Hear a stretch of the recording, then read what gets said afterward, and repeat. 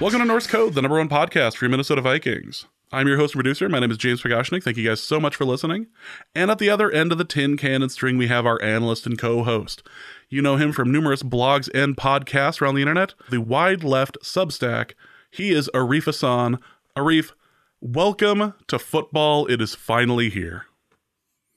Hooray. So every year I get really, not down, but really kind of done with the NFL. I'm just it sucks. We're writing the same stories all the time. I don't know if I can keep doing this. And then the first game of the season starts and I'm like, oh, this sport rules. Oh my God, I love the NFL. This is awesome. I joke that working at the college, the students are gone before they become an issue, and they come back right around the time that it's time for them to come in. It's time for them to return. It feels a bit like that for football. It's all right, it's gone. It's gone a little long. We're starting to miss. Oh, yep, there it goes. The Lions pull off a shocker in quotations against the Chiefs. All right, we got something here. I am rejuvenated. Let's go. And yeah, this is what a fun night to start us off. Well, welcome to this episode of Norse Code. Hope you guys are all doing well. We have a game to preview, a real life, honest to God game to preview. I almost don't even know what to do with myself at this point. It feels surreal.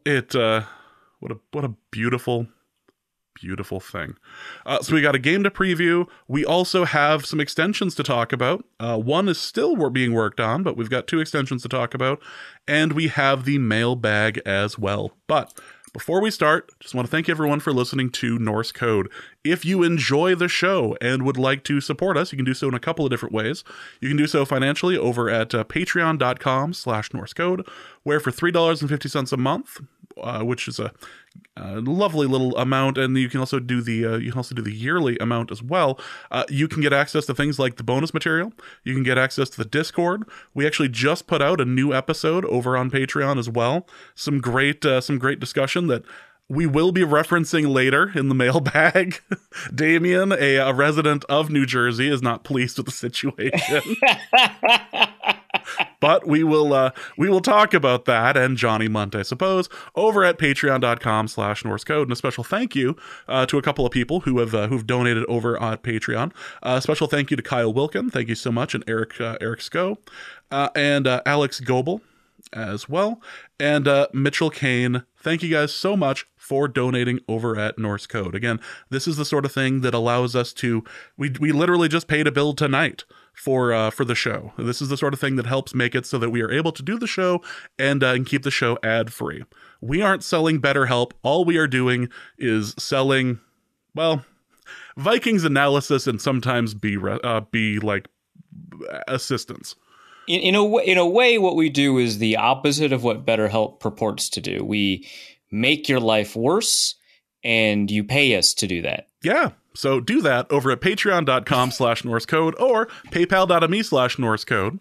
Also an option for a one-time donation, or you can be one of the cool kids over at norsecode.threadless.com and pick up any of the 3 designs for merch that we have, including the new 10th anniversary shirt, which is just spectacular. Even though the face doesn't look right on the baby onesie, there are other designs that work for the baby onesie.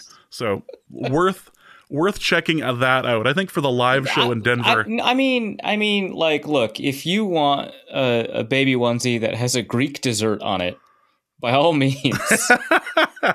Yes, that. But if you enjoy the show, want to support us, those are the ways that you can do it. Otherwise, tell a friend about Norse Code, post it on a Reddit page, put it on social media, tell your friends. Norse Code is back. We're ready to do twice a week episodes now. However, that's not going to happen next week because we're going to do 1 episode for the week on Tuesday because the Vikings have a schedule that doesn't make any sort of sense. So the episode that'll have the recap and the episode that'll have the preview of the Eagles game will be coming out on Tuesday night. So look out for that. All right, let's get into the show. I'm trying to cut down on the banter for a moment just to get in because we got a lot to talk about, including this Lions-Chiefs game. And one thing struck me, and we're just going to talk about this for a couple of minutes. One thing struck me. I thought that the Green Bay receivers couldn't catch a cold last year for the first half of the season. Boy, the receivers for the Chiefs, yeah, the receivers for the Chiefs this year, they are going to be sledding uphill for a little while. So you know how much I hate to give credit to Ben Solak, right? Oh, absolutely, that's the worst. Only person you hate giving credit to more is Michael Kist, I believe. Yeah, which is that's like a nemesis situation. So, you know how that goes. Yeah, as it turns out, yeah. Yeah, but he tweeted out the Chiefs had a season where they didn't have a receiver catch a single touchdown, and I am pretty sure that this group is worse than that. It is remarkable. It's crazy. The not having Kelsey, it was a big deal, but not having a wideout turns out a bit more. Like, they may be hitting the waiver wire this weekend.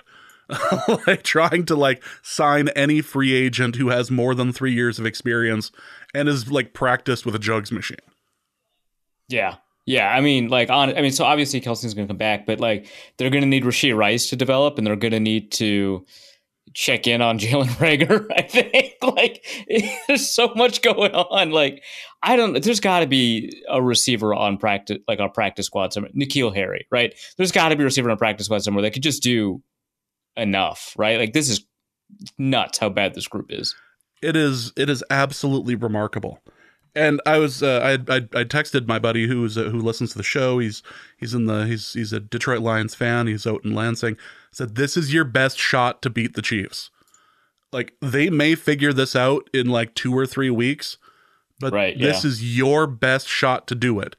If you can't pull this off, I will not take the Lions seriously this year. This is it's never a must-win game week 1, but if you actually are going to be worth discussing this year, you have to knock off the Chiefs while they don't know what they're doing. And I'm convinced that if they had a receiver who could catch a cold, they would have been able to make it down the field.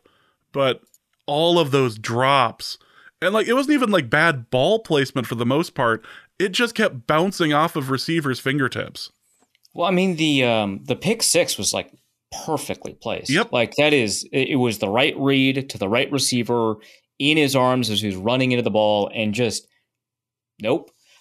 So the Sky Moore ones were for the most part, relatively bad ball placement. Obviously, the one that was called back due to penalty, not bad ball placement. But at the same time, Moore only got targeted on busted plays, essentially, on plays where there was either a coverage bust or the play lasted longer than 3 seconds and it was an extended scramble situation. It's the only time you can get open.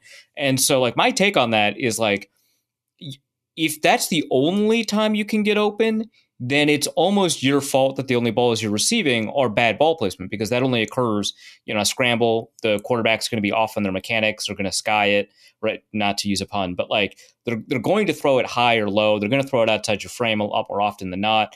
You have to understand that that's going to happen. Also, you can adjust to the ball. So if you can only get open on extended scrambles, then it's on you to catch crazy balls, because that's what you're inducing. So there's that. We just didn't see very much out of players like Rashee Rice. It was bad. Noah Gray, the backup tight end, was the only consistent, aside from Isaiah Pacheco, was the only consistent skill player. It was one of the worst skill position performances I've ever seen. And even Jerick McKinnon, who has been reliable for them, is his 10th year in the league. It's almost remarkable. Even he was dropping it.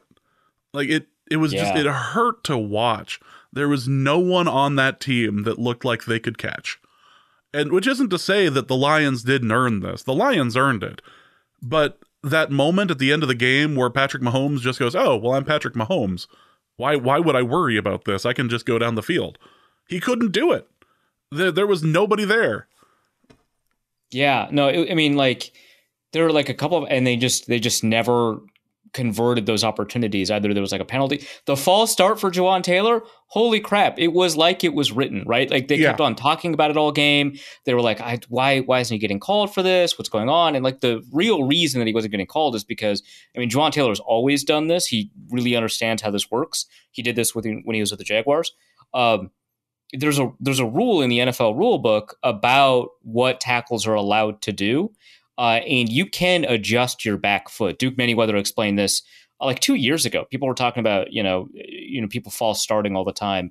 And he's like, well, it's not really a false start. There's a reason the refs don't consistently call it, even though we talk about it all the time. And it's that you are allowed to adjust your back foot. That's just a thing that you're allowed to do. So it's not a false start if you kick your foot up right before the snap. The only thing that kind of matters is the rest of everything that you're doing, because you're not allowed to, bring your hands up. That's a false start. You're not allowed to change your stance, right? So if your hips move up or down, that would be a false start, right? And so there's a lot of things that you can't do. So tackles have over time adjusted their technique to incorporate this, so that they can get a move on. Lane Johnson does this all the time. This is just like an element of offensive tackle play now, in the same way that NBA players have changed the way that they drive to the net with the gather step, right? If you do it slightly wrong, they're going to call you for a travel. It is a technique that you have to perfect. But if you do it right, you get an extra step, right? In both instances. So, which is huge. So that is a thing. But people were talking about it like all game. Right. And he was like lining up, a bit further back. So which is, they don't actually tend to call offensive line depth all that much. But that was a very extreme circumstance. So I think that they probably should have. I know like Justice Mosqueda and like offensive line coach Twitter was like, I can't believe we're talking about this. Don't call it. And it's like, that one's a bit extreme. You should probably call that one. But they were talking. And so finally, at the very end, the final drive, I think it was 4th and 20, they call it. And it's just like, oh my God. Yeah, fourth and 20. Yeah, so it turns into a 4th and 25. Just, oh God, it was so perfect. It was so perfect. So I'm not going to sit here and spend the entire time saying that Kansas City lost the game, because Detroit won. Detroit absolutely won this. Is this a team? It's early to say that this is like a legit like contender, a legitimate like player, but it seemed like Detroit still made a bunch of the same mistakes, and they just didn't have to pay for it this time. Yeah, I mean, part of it's like, so in terms of like, so the Detroit Lions, they played well enough to win. They deserve the win. I think it's still fair to kind of question like who the Lions are, what they can do, because 7 of those points were scored off of a pick six that occurred off a receiver drop. Jared Goff just had a lot of difficulty after the first drive moving the ball. And so in terms of like stability, in terms of like predictiveness, there's a lot of things that you can say. But in terms of like what we saw on the field, I thought that was awesome. So and obviously a lot of people are cheering for the Lions because they love the coaching staff. They love kind of the moxie of the whole group. I'm super curious to see how this plays out, because this is like a statement win. It's so big. I mean, it's so weird to talk about like a week 1 regular season game being like, this is really big for the organization. But it signals that like all of the stuff that people have been buying into over the past year and a half, basically ever since that win streak started last year, halfway through the season, that all of that, that there might be substance to it. It's maybe not like the most methodologically sound way of looking at it, but I just think that it just feels like they've arrived, which is so cool. I mean, good for them for the win. Is it wrong that my thought after this is I want to see them against a team that can catch the ball? Like, I don't think that's wrong. Like I said, like I think that like the number of catastrophic mistakes that the Chiefs made in this game are pretty unlikely to continue, both for the Chiefs and for whoever the Lions are going to be up against. And it's not as if the Lions forced the issue a ton, right? These were unforced errors in a lot of ways. Like you said, props to them for capitalizing on mistakes. Like, mistakes happen. That doesn't mean that like you didn't deserve the win in a big way. But it does, raise questions about like, hey, well, when somebody has a passing game, where all elements of it are working, it doesn't seem like that secondary is actually solved, right? We talked a lot about how in this offseason there's a lot that they needed to do to resolve the secondary. They, signed Cameron Sutton, they drafted Brian Branch, they signed CJ Gardner-Johnson, which I don't know what the status is for Brian Branch, but they made a lot of changes to that secondary. And I don't know that it actually, aside from the Branch pick 6, I don't know that it actually played out the way that a lot of people thought it would play out, like a huge increase in, secondary play, at least yet.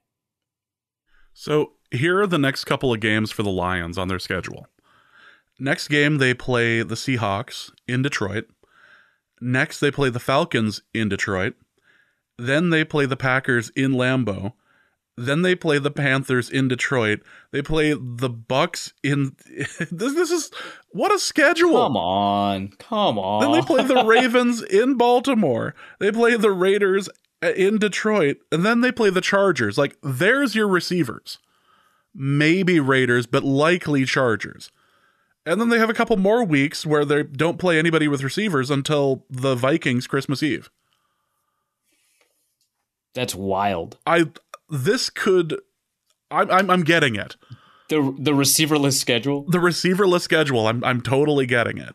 Like this could be really interesting. I want to see them. This is like last year we talked about Kevin O'Connell cursing the opposing team's quarterback. Yes. Well, this year, as it turns out, Dan Campbell really is biting the kneecaps, biting the hands anyway, of the other team's receivers. Good on them. I want to see them play against a team that has their targets out there, but this was a great win for the organization. So it'll be interesting to see what happens moving forward, but I do want to see what happens with this with the team and if they're able to handle a little bit of harder offense. But their schedule does not look like it's going to happen anytime soon. But good on them, good on the organization. And let's get into our preview. We have a special guest to bring on. We have a special Bucs guest, rather. He is a Bucs reporter and writer for Bucs Game Day and Sports Illustrated. He is JC Allen, and he is going to talk a bit about what we should expect from the Buccaneers on Sunday. All right, I'm here with JC Allen of Bucs Game Day at Sports Illustrated. Your Twitter handle, JC Allen NFL. People who follow you, what can they get from you?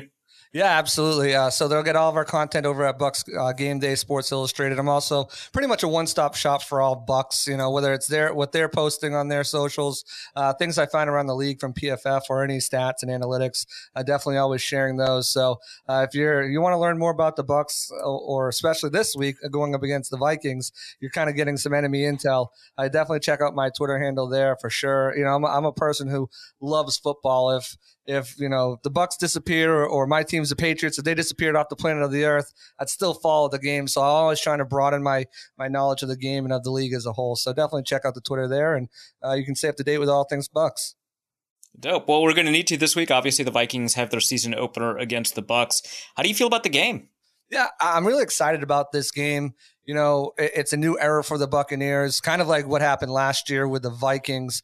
Gone is Tom Brady, some aging vets like Leonard Fournette, Julio Jones, Donovan Smith.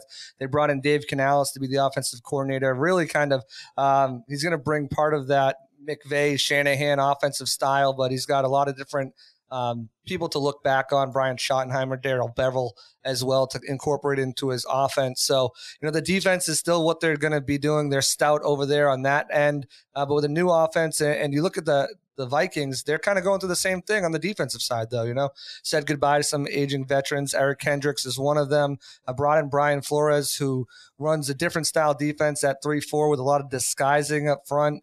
You really don't know where guys are coming from. So I think this is a game where you might look at other games on the schedule for the Bucs, and I know national media has already counted them out, and say this is a game that it looks like it should be a good game. It's not a win. It's not a loss. I know the line has jumped around a lot. Now their Vikings are favored by 6, but with a team that has transitions on both sides of the ball, I feel like it could be a really good matchup.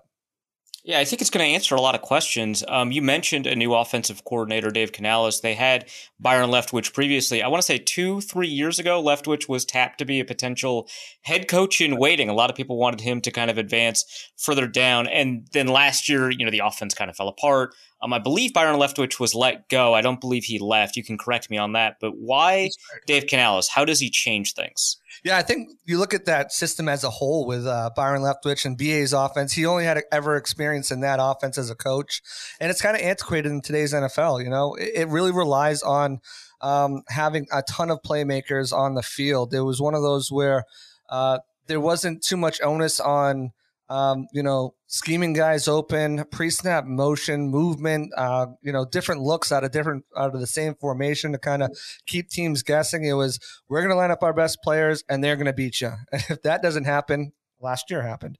The only reason why the Bucs are still in any sort of contention was because they had the greatest quarterback of all time bailing them out. So with Dave Canales, you're going to get all of that. A lot of pre-snap motion, a lot of play action, a lot of, last year, when the Bucs ran play action, they were one of the best teams in the league, but they did it at such a low rate that it never made a difference. But, this year you're going to see a ton of play action. You're going to see a ton of similar formations that have so many different plays they can run into and check into out of.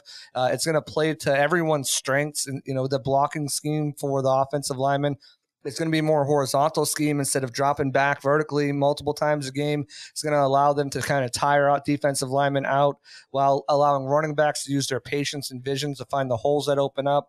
It's going to put, the theme of this year for the wide receivers has been coming out the field. I've never been this open in my career. They're using a lot of different ways to get these guys in different spots and different looks that can confuse defenses. I think that's going to be a huge thing with Baker Mayfield back there. A lot of boots and waggles, utilizing his ability to scramble out of the pocket, which last year was minimal to none with Tom Brady. So it's going to bring a lot of newness, a lot of freshness. And I can tell you one thing, just talking to all the players in the building, they are so excited to see what this offense can do. You got a little vanilla version of it in the preseason, but the meat and potatoes come out against the Vikings. And that's where I think with a new defense, a lot of young players the Vikings are relying on that side of the ball to step up.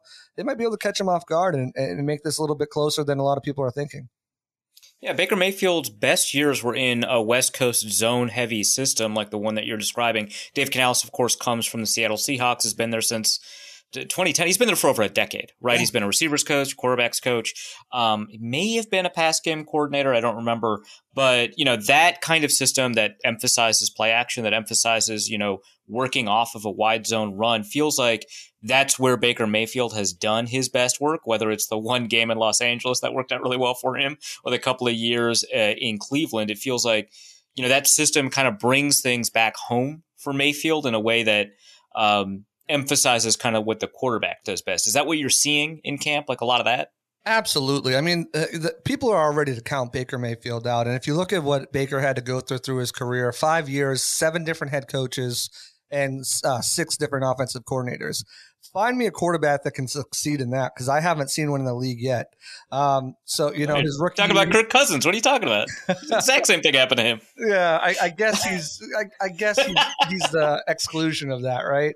But he's had some steadiness over the last few years too. So Baker hasn't had that happen for him yet. So I think you look at it. You brought up that 2020 season with Kevin Stefanski and a derivative of that Shanahan offense that goes all the way back to Mike Shanahan. Had his best season, 11-5, brought the team. Probably should have went to the AFC Championship game if the defense could stop a Chad Henne 4th and 13th scramble. You're not looking at Baker Mayfield different, right? He might be the face of the franchise. They go out and they upgrade from Deshaun Watson, who, when healthy and with the pieces around, Deshaun Watson could be a top 10 quarterback in the league, and Baker hadn't proved that yet. Last year, the trade to Carolina wasn't a good fit. Matt Rule's back in college for a reason. And then he does have that success, as you mentioned, in LA for that one game. And then the offensive line continues to deteriorate. They have Allen Robinson, who's a shell of him former self, and Cooper Kupp sideline. So, with the defense banged up too, they're playing from behind a lot. So it was a difficult situation for him. But coming into this offense, as you said, it fits him perfectly.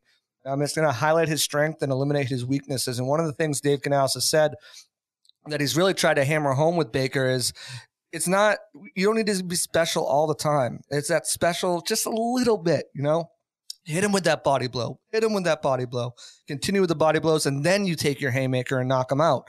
And I think that's something that Baker has definitely gravitated toward and grasped. Then you've seen it in some plays in practice where, he's hitting him with the short passes, the intermediate routes, and then boom, he hits Mike Evans for a 67-yard touchdown deep down the field. And that's how you set him up. So everyone's ready to count Baker Mayfield out. I think he can have a kind of like an Alex Smith, obviously different game, but Alex Smith type turnaround when he went to Kansas City, became that, point guard, that game manager. If Baker can do that with the talent on this team, I don't see why they can't be in contention for the NFC South and rack up a bunch of wins. Alex Smith is a great example to point to. If you want to talk about a guy that's constantly had to go through offensive coordinators, constantly had to go through head coaches, finally succeeds once he gets a little bit of stability in San Francisco, then once again in Kansas City. That's a pretty good example to point to. You mentioned the receivers getting more open than they've ever had. I do want to talk about Mike Evans. I do want to talk about Chris Godwin, obviously. But really importantly, this is an astounding undrafted free agency class for the Buccaneers. 3 of them stood out to me in the preseason. It looks like 6 made the roster, which is nuts to me. Yeah. One of the ones that stood out to me was Raheem Jarrett, this deep threat that was producing big play after big play in the preseason. First of all, does he figure to even be active in this game? And if he does, kind of what role could he play? Because the Vikings have been burned by like these Khalif Raymond, Marvin Hall types that just go on the field for 4 snaps and then hit like a 40-yard deep ball. Well, first of all, the way he pronounces his name is even cooler. It's Rakim, like Rocky. Oh, like Rocket. Yeah. Oh, wow. Like okay. Rapper, so like that's really cool. But no, he's gonna. I spoke with him today actually, and he's obviously gonna make his mark on special teams. But yeah, they don't have a wide receiver 3. I know Trey Palmer is a media darling right now because of the crazy catches that he made, the 2 touchdowns in the preseason. But they're really gonna rotate all 3 of those guys at that wide receiver 3 spot with Trey Palmer, Rakim Jarrett, and Devin Tompkins as well. So he's going to get his number called, and he's expected to be ready. One of the things that they love about this rookie class and the second-year player in Devin Tompkins is how quickly they picked up the system and how smart these guys are. Another undrafted free agent, right? Devin Tompkins, last year? Yes, last year. Yep, he's going to be the primary kick returner, and he's got the Jets. He jumps out of the gym. There was one play. It made it round on social media. He out-jumped 3 guys for a deep ball contested catch. Like at 5'8", this guy can jump out of the gym, got a 40-inch vertical, and he's fast, quick, shifty. So they're all going to get rotated in, and I expect him to be part of that game plan as well. Him, Trey Palmer, Devin Tompkins, David Moore might be called up, veteran who spent a lot of time in Seattle. Another Seattle guy. Yeah. Yep. So all those guys should get plenty of run rotating out of that wide receiver 3 spot. Sucks you didn't mention Cephas Johnson, former Viking for about 2 weeks. Yeah, he's that 6'5" guy who's on the scout, who's on the practice squad, who's going to run scout and try to mimic all those other guys. But they do like what you've seen out of him as well too. He's got a lot to learn. Former quarterback, so there's a huge development path for him. Right. I get it. Absolutely. Okay, well, so we've got a little bit of the goods on those receivers, but obviously Mike Evans, Chris Godwin, they kind of dominate the conversation about Buccaneers wide receivers, particularly Mike Evans. What is the deal? Are we going to see we're probably going to see him, right? But what's the deal? Yeah, Mike he's a professional. He's going to go out there, he's going to play, and he's going to try to ball out this season. Obviously, they had that self-imposed deadline of September 9th. His agent came out publicly and said they weren't using a public tactic, but pretty much using a public tactic. Right, yeah. Yep. Conversation stuff. Moving on a contract extension. And, it came out that they were looking for Cooper Kupp money. And I don't blame the Glazers. I don't blame Jason Light in the front office from balking at that. I think if he was asking for Chris Godwin money or maybe even some of that Deebo Samuel, $21, $22 million a year, I think this deal would have already been done. And they would have locked him in for, a 3-year deal, $22 million a year with a good high guarantee. But if they're shooting for that money for when this guy kicks in, 31-year-old wide receiver with a history of hamstring injuries, look no further than Cooper Kupp. You don't want to be saddled with that type of contract. The Glazers has shelled out money hand over fist recently trying to win a Super Bowl, and they managed to accomplish that the first year. But these last 2 years, they've been burnt with Ryan Jensen's big money deal. Now, probably going to end his playing career. Yeah. Zach Barrett with the Achilles injury. That's a big money that they just had to restructure and push more money down the line and really kind of put that dead money at a place they didn't want to go, but obviously couldn't come to an agreement with with Mike Evans. And then next year they have a slew of free agents to sign, including Antoine Winfield. Lions just scored. Antoine Winfield Jr. They have him that they got to pay. They've got Devin White that they potentially have to pay. Levante David. Tristan Wirfs, because he's made a Pro Bowl and an All-Pro, his fifth-year option is outstanding. So they're going to need to extend him. And if he performs at left tackle like most people think he can, he's going to reset the market. And that's going to be a huge money deal as well. Ryan Neal, who they brought over in free agency, they really like him if they want to re-sign him. And then Baker Mayfield. If Baker Mayfield puts together a really strong season, you're looking at a deal similar to what Geno Smith got at 3 at 75 or 3 at 80 around there. And those are contracts that got to shell out. So you can't pay $26, $27 million to a 31 wide receiver.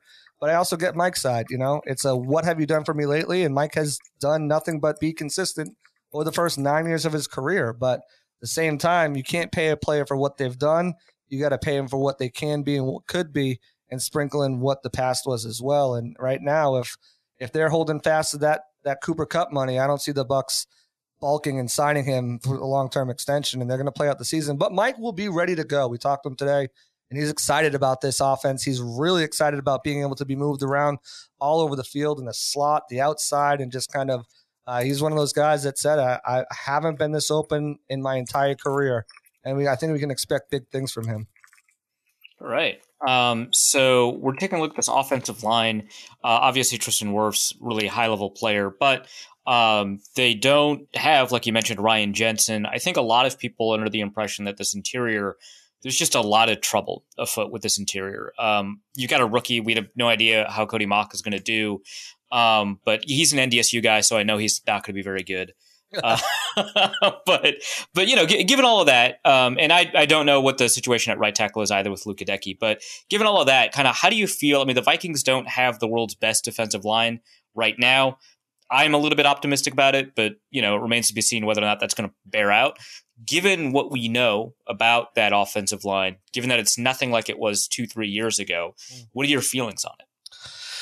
Cautiously optimistic. I think Bob Hainsey is going to start at center. He did it last year. He doesn't bring that tenacity and that fire that Jensen who does? Jensen's kind of unique in that respect. Right. Nobody does, but he's very, very smart and very technical. He's going to be able to make all of those calls for Baker in the line. So Baker's really just going to have to look at the secondary and kind of see what's going on there. He's very technical, very smart. Matt Filer, I think, had a down year, but he was playing with a bunch of backups last year after they had a bunch of injuries on that offensive line with the Chargers. I'm not worried about Tristan Wirfs. I've seen him in practice. I've seen him for 3 drives in the game. I have no worries. Yeah, he'll be fine. Wirfs at left tackle. The right side is interesting because, Cody Mock is a rookie, small school guy. It seems like no matter what happens, Jason Light has success with these guys. Ali Marpet, Kappa, the list goes on and on of guys that he's had success with. And they feel really comfortable. The one thing that works in their favor is that they have been the starting lineup, the starting offensive line throughout the entirety of training camp. So they have plenty of reps together. The communication should be down. He's a very strong physical guy. Eventually, they want to move him to center, go from one ginger to another. But I think that him and Luke Gedeke, those are the 2 guys to watch in this line. Gedeke making that move back to right tackle after a failed experiment at left guard. He feels a lot more comfortable there. This offense, too, like I said, it highlights offensive line strengths. These are their athleticism, their strength to block players in that more horizontal fashion. He looked good in preseason, but that's preseason, and they weren't going up a lot against the starters a lot in those games. Danielle Hunter is going to give him a hell of a run for his money, and it's going to be interesting to see how the Bucs counter that. Do they run a lot of 12 personnel with K. Dotton and Dave Wells on that side to kind of chip them? Are they leaving the backs in for a second? I definitely am encouraged by what I've seen in camp, but I also know that he's a guy who can get down on himself if things go wrong, and that he can kind of shut down. So.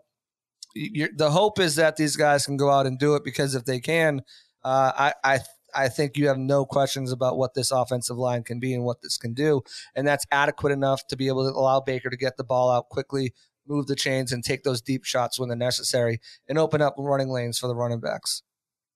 All right, well, let's talk a little bit about another element of that blocking unit, the tight end. So you've got Gophers legend Co Kieft. Obviously, he's going to star just like Tyler Johnson did for the Bucs all those years. But you've Cade Otton, I think, is probably going to take the bulk of the snaps, but you've got a draft pick there in Payne Durham. You've got David Wells. What does that tight end room look like to you? What roles do they play? Because, over the years, Bucs tight ends have played a bunch of different roles. You've had O.J. Howard, you've had Rob Gronkowski, you've had Cameron Brate, and this group is just not quite up to that level, but they could be asked to do different things. This is the youngest tight end group in the league. I mean, these guys are first and second year players. Even David Wells, who's 28, bounced around a lot. He's never really. This is technically like his second season in the league. He's going to be tight end too. But I think if you look at what this offensive position did last year for Seattle, the room had over 100 catches. Noah Fant had 50 of those. They'll be able to utilize these guys in a way. Cade Otton in the last preseason game did a 12-yard end around.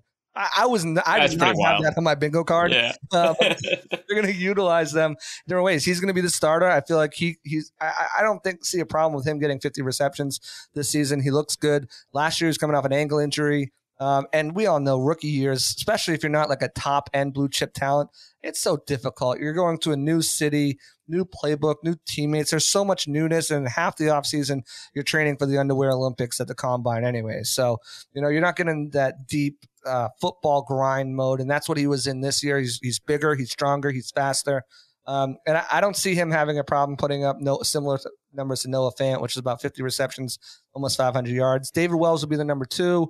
They'll utilize him in blocking situations as well as a wide receiver. He's a traditional Y-type guy, a little bit better of a receiver than he is a blocker. And then you want to talk about blockers, we'll go to Gopher legend Co Kieft. I mean, this guy he's hammering nails out there, and he's putting people in the ground, pancakes galore, and then he's eating pancakes after the game. He's also one of their best special teams players, so he'll have a role. I talked to him the other day. He's really working on refining his route running and his hands. He wants to become more of a complete tight end rather than just that blocking guy. The problem was with the Gophers, they never utilized him as a pass catcher, and he felt like they could have used him a lot more. So in this NFL level, he's trying to get there. And Payne Durham, it wouldn't surprise me if he's inactive this week. I think he's going to develop behind the scenes. He is one of those guys, as you saw in that preseason game against the Jets, or the Steelers rather. He's a big red zone, big red zone guy. Had 20 touchdowns in the red zone through college, and when he's down there, he can go up and get him up against the best of them. So they'll develop him quietly behind the scenes, but those will be your 3 tight ends, probably active on game day. And like I said, the system is really tight end friendly. Will Dissly and Noah Fant, these guys aren't world beaters, but they put up numbers in that system with Seattle last season. That's a good point. Let's talk about the running backs for a second. So I mentioned all of the undrafted free agents that really stood out to me. The second one that stood out was Sean Tucker, Syracuse, I think. But he's not starting. It's Rachaad White. I don't know where Sean Tucker is on that depth chart, though. It feels like he could be anywhere between inactive to the second running back, because I don't have the most confidence in the world in like Chase Edmonds or Keyshawn Vaughn. So I could see him taking that second place. So can you tell me about the running back room overall, what Sean Tucker's going to do, what workload do you expect for Rachaad White, all of that? Yeah, Rachaad White, he's poised to have a breakout season. If you drafted him in fantasy, you did a good job. I think he's going to get over 1,000 yards in the ground and probably around 400 yards and through the air. Probably around 10 touchdowns split between rushing and receiving. He's just so natural and so fluid out there. He's got great vision, great burst. He can lower his shoulder. He's bulked up a little bit now, so he can take those hits and deliver those hits. Obviously, we heard about the stiff arm around the world last year to Diggs in that Seattle game in Germany. Angry runner winner over there. So, they have really high hopes for him. Dave Canales loves what he brings to the table. He's going to be that starting running back. He'll probably get about 80% of the carries on game day. Down the stretch, they might split it up, but early in the season, I mean, he went for like 2 series and was PO'd because they pulled him after that. They're like, "Oh, you're done," and he was like, "He want to get back in the game." He was getting his juices going. So I think this guy's going to be really special. I really liked him coming out of college. I actually mocked him to the Bucs. I thought him and Cade Otton actually, perfect, and Logan Hall. I had 3 of those guys in that draft class. not to toot my own horn, but no, I think no. Speak it, man. Come on. I think he's going to be a really heck of a player for this Bucs team. And then I'll tell you right where Sean Tucker's going to be, right where I reported him 2 weeks ago before the official depth chart came out. Running back number 2. He climbed that ladder real quick. Reports came out. I reported it 2 weeks ago that he's going to be RB2. They dropped the unofficial depth chart, and it was confirmed by Coach Canales and Coach Bowles this week. And he brings the juice, to quote Coach Canales. He's the fastest running back on the team, 4.3 speed. He's so fast, man. Just check out that phrase. He's so fast. He's bulky too. He's like a little muscle. He reminds me of Doug Martin a little bit. No yeah, way. He's just like a big ball of muscle, but so fast too. Like he's going to have a role through the receiving. He's going to have a role as a runner. The thing about this Bucs running back room, minus Keyshawn Vaughn, and we'll get to him in a minute, is him, Chase Edmonds, and Rachaad White. They're all have potential to be 3-down backs. They're all good at pass protecting.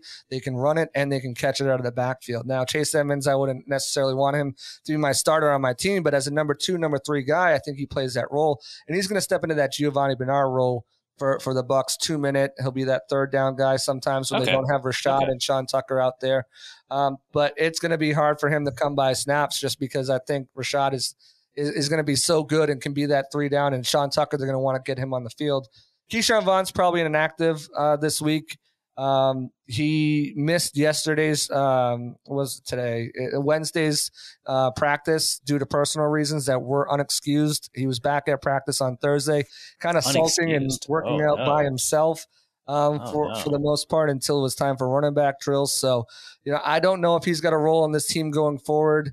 That's a lot of coaches will cut you for that. Yeah, so I mean, it's one of these things where he came in as RB2 to training camp, and now he's RB4. Kind of just let everybody pass him by, and he had the short end of the stick on some of those runs in the preseason where the backup center just got blown up and he got blown up in the backfield. But attitude speaks volumes, and coaches pick up on that. And Sean Tucker, he's a talent that probably would have been, a day 2, probably a day 2 draft pick, maybe an early day 3 draft pick had he not had those heart complications pop up. Right. And he's just blown up the depth chart. So I'm really excited. I think it's probably going to be an 80-15-5 split in this first week, and those numbers could change depending on matchups, depending on how much Sean Tucker impresses and how much they want to rest Rachaad White. But if you got Rachaad White this week, definitely start him. Definitely pick him up in DFS because, as you mentioned, that defensive line and those linebackers, Asamoah is going to be tested early on. I really like the kid. I liked him coming out of college last year, but I think he's going to be tested by Rachaad White in this Bucs running game this week. Before we get to the defense, just real quick about quarterbacks. I didn't touch on it a ton because you talked about Baker and his fit within the system, which is great. But I did want to know a little bit more about the quarterback competition between him and Kyle Trask. First, how much of it was a genuine competition? I know that a lot of times these are genuine competitions. We don't know who the starter is going to be. I think Russell Wilson and Matt Flynn were a really remarkable example of that. But, sometimes we call it a competition, but we give everybody, the better looks or the more first team reps or whatever. And so it's kind of predetermined. What to you was the level of competition? Do you think it was a close competition? And does Kyle Trask have a future in the NFL as a starter? With the competition, I think obviously Coach Canales took a playbook out of what he did last year in Seattle, right, with Drew Lock and Geno Smith, and his reasoning behind it is so sound. The worst case scenario is you end up with 2 guys who are ready to play. And I think that is what they accomplished. Baker Mayfield was always the early odds-on favorite. If Brady had retired last year, I know for a fact the Buccaneers would have looked into acquiring Baker Mayfield before the Panthers did. They were high on him before, so getting him in this year, especially with that contract they got him in, they're really excited about him. But Kyle Trask was a second-round pick, and they really liked him as well. There was a point where Kyle started to pull away and Baker woke up and said, no, this is my last opportunity. I'm not going out like Carson Wentz, and really kind of pulled ahead and grasped the system and really started to make plays and make everybody kind of like take notice. But what I think the strongest part of what this competition did is, and Baker Mayfield, for some wild reason, has an injury prone label. He's only missed 3 games due to injury in his career. But if he does get injured, You just attach that to small people all the time. It's so easy. It's so easy. But if he does get injured or is ineffective at any point, what it does with Kyle Trask they were switching every other practice until that last two weeks prior to, this week, last 3 weeks, Baker's taken all. But prior to that, they were switching first team reps every single practice. And what that did was allow Trask to get snaps with the first team offense, running backs, wide receivers. And really, if something does happen where Baker's pulled due to injury or ineffectiveness, it's not, backup quarterbacks in, season's over. This is a lost season. They really feel like Trask can ball out and keep them afloat, and win games for him. So that was a huge benefit. But Baker was always the odds-on favorite. They always, wanted Baker to win this job. If Trask won it, great. That's awesome. Our second-round pick beat out Baker Mayfield, first overall pick, and he's our starter. But, 69 games of experience, just been there, done that type stuff. Baker was easily the odds-on favorite to win throughout. But Trask made it a competition there for a minute until Baker woke up. You've been so optimistic about this offense, man. I gotta get like a reality check. Like how many points did they score this season? Where do they rank? The season? I don't know. Yeah. I mean, they got to score more than 18 points a game. That's what happened last year. So I don't have a points prediction, but I think average on a game, I think they can average around 22 points a game. I think the defense is really good, and they're going to play a lot of complementary ball. Don't get me wrong. There's this could go sideways real quick if this offensive line doesn't gel. If Baker starts throwing interceptions at an insane clip. But for me, the sample size that I have of Baker in a West Coast offense and this system that fits him, I think best is success. It's successful. I don't count that 2021 season where he was throwing with a torn labrum. OBJ's dad and him quit halfway through the season. They released him. Jarvis Landry was on hobbling around with a walker out on the field, and all they had was Nick Chubb out there. And the defense was up and down and sporadic too. So, I feel I'm optimistic by nature. But like I said, I'm from New England. I have no ties, no bias to this team at all. If I think they're going to suck, I'd say they suck. But I have a lot of room for optimism because of the talent level on this team alone. I mean, you're talking about Pro Bowlers, future Hall of Famers on both sides of the ball. It just baffles me that teams are discounting that because of Baker Mayfield and potentially, even Todd Bowles calling a timeout or not calling a timeout or going forward because he didn't trust his offense. Like, players get better every season. Coaches get better every season. You got to. But that's true of the people they're playing against too, isn't it? Right, absolutely. I feel that the same way. But I look at the schedule, and they're playing the NFC South, which all the teams got better. Yeah, that's a good point.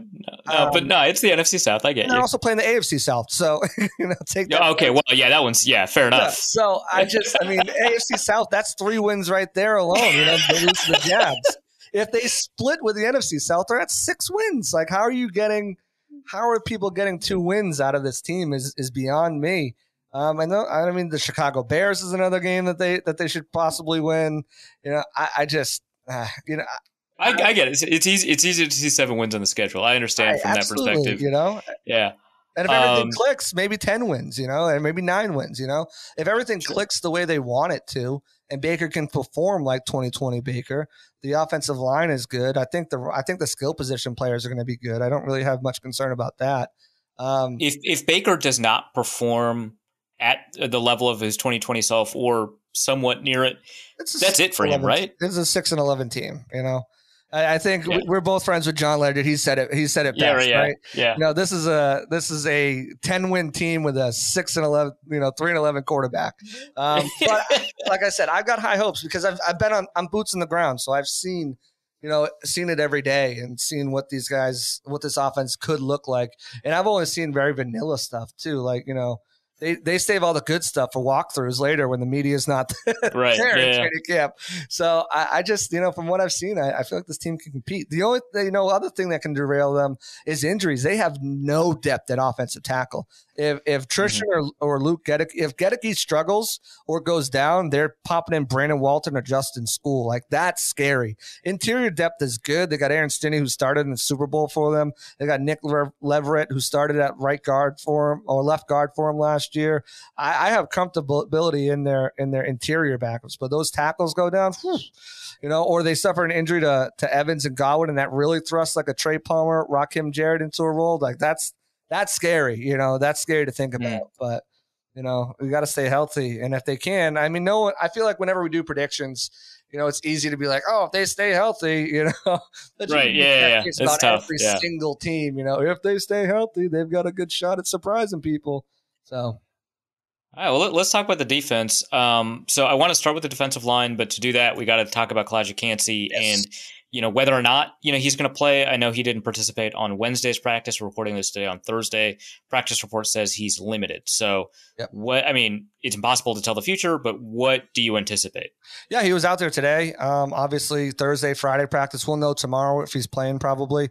If he's out there practicing, we'll obviously get it from head coach Todd Bowles as well. But he was out there in full pads. It was a padded practice. So that's encouraging first start. They weren't in shells, and he was out there. So I think he's probably going to make his appearance. I don't know if he'll start this game.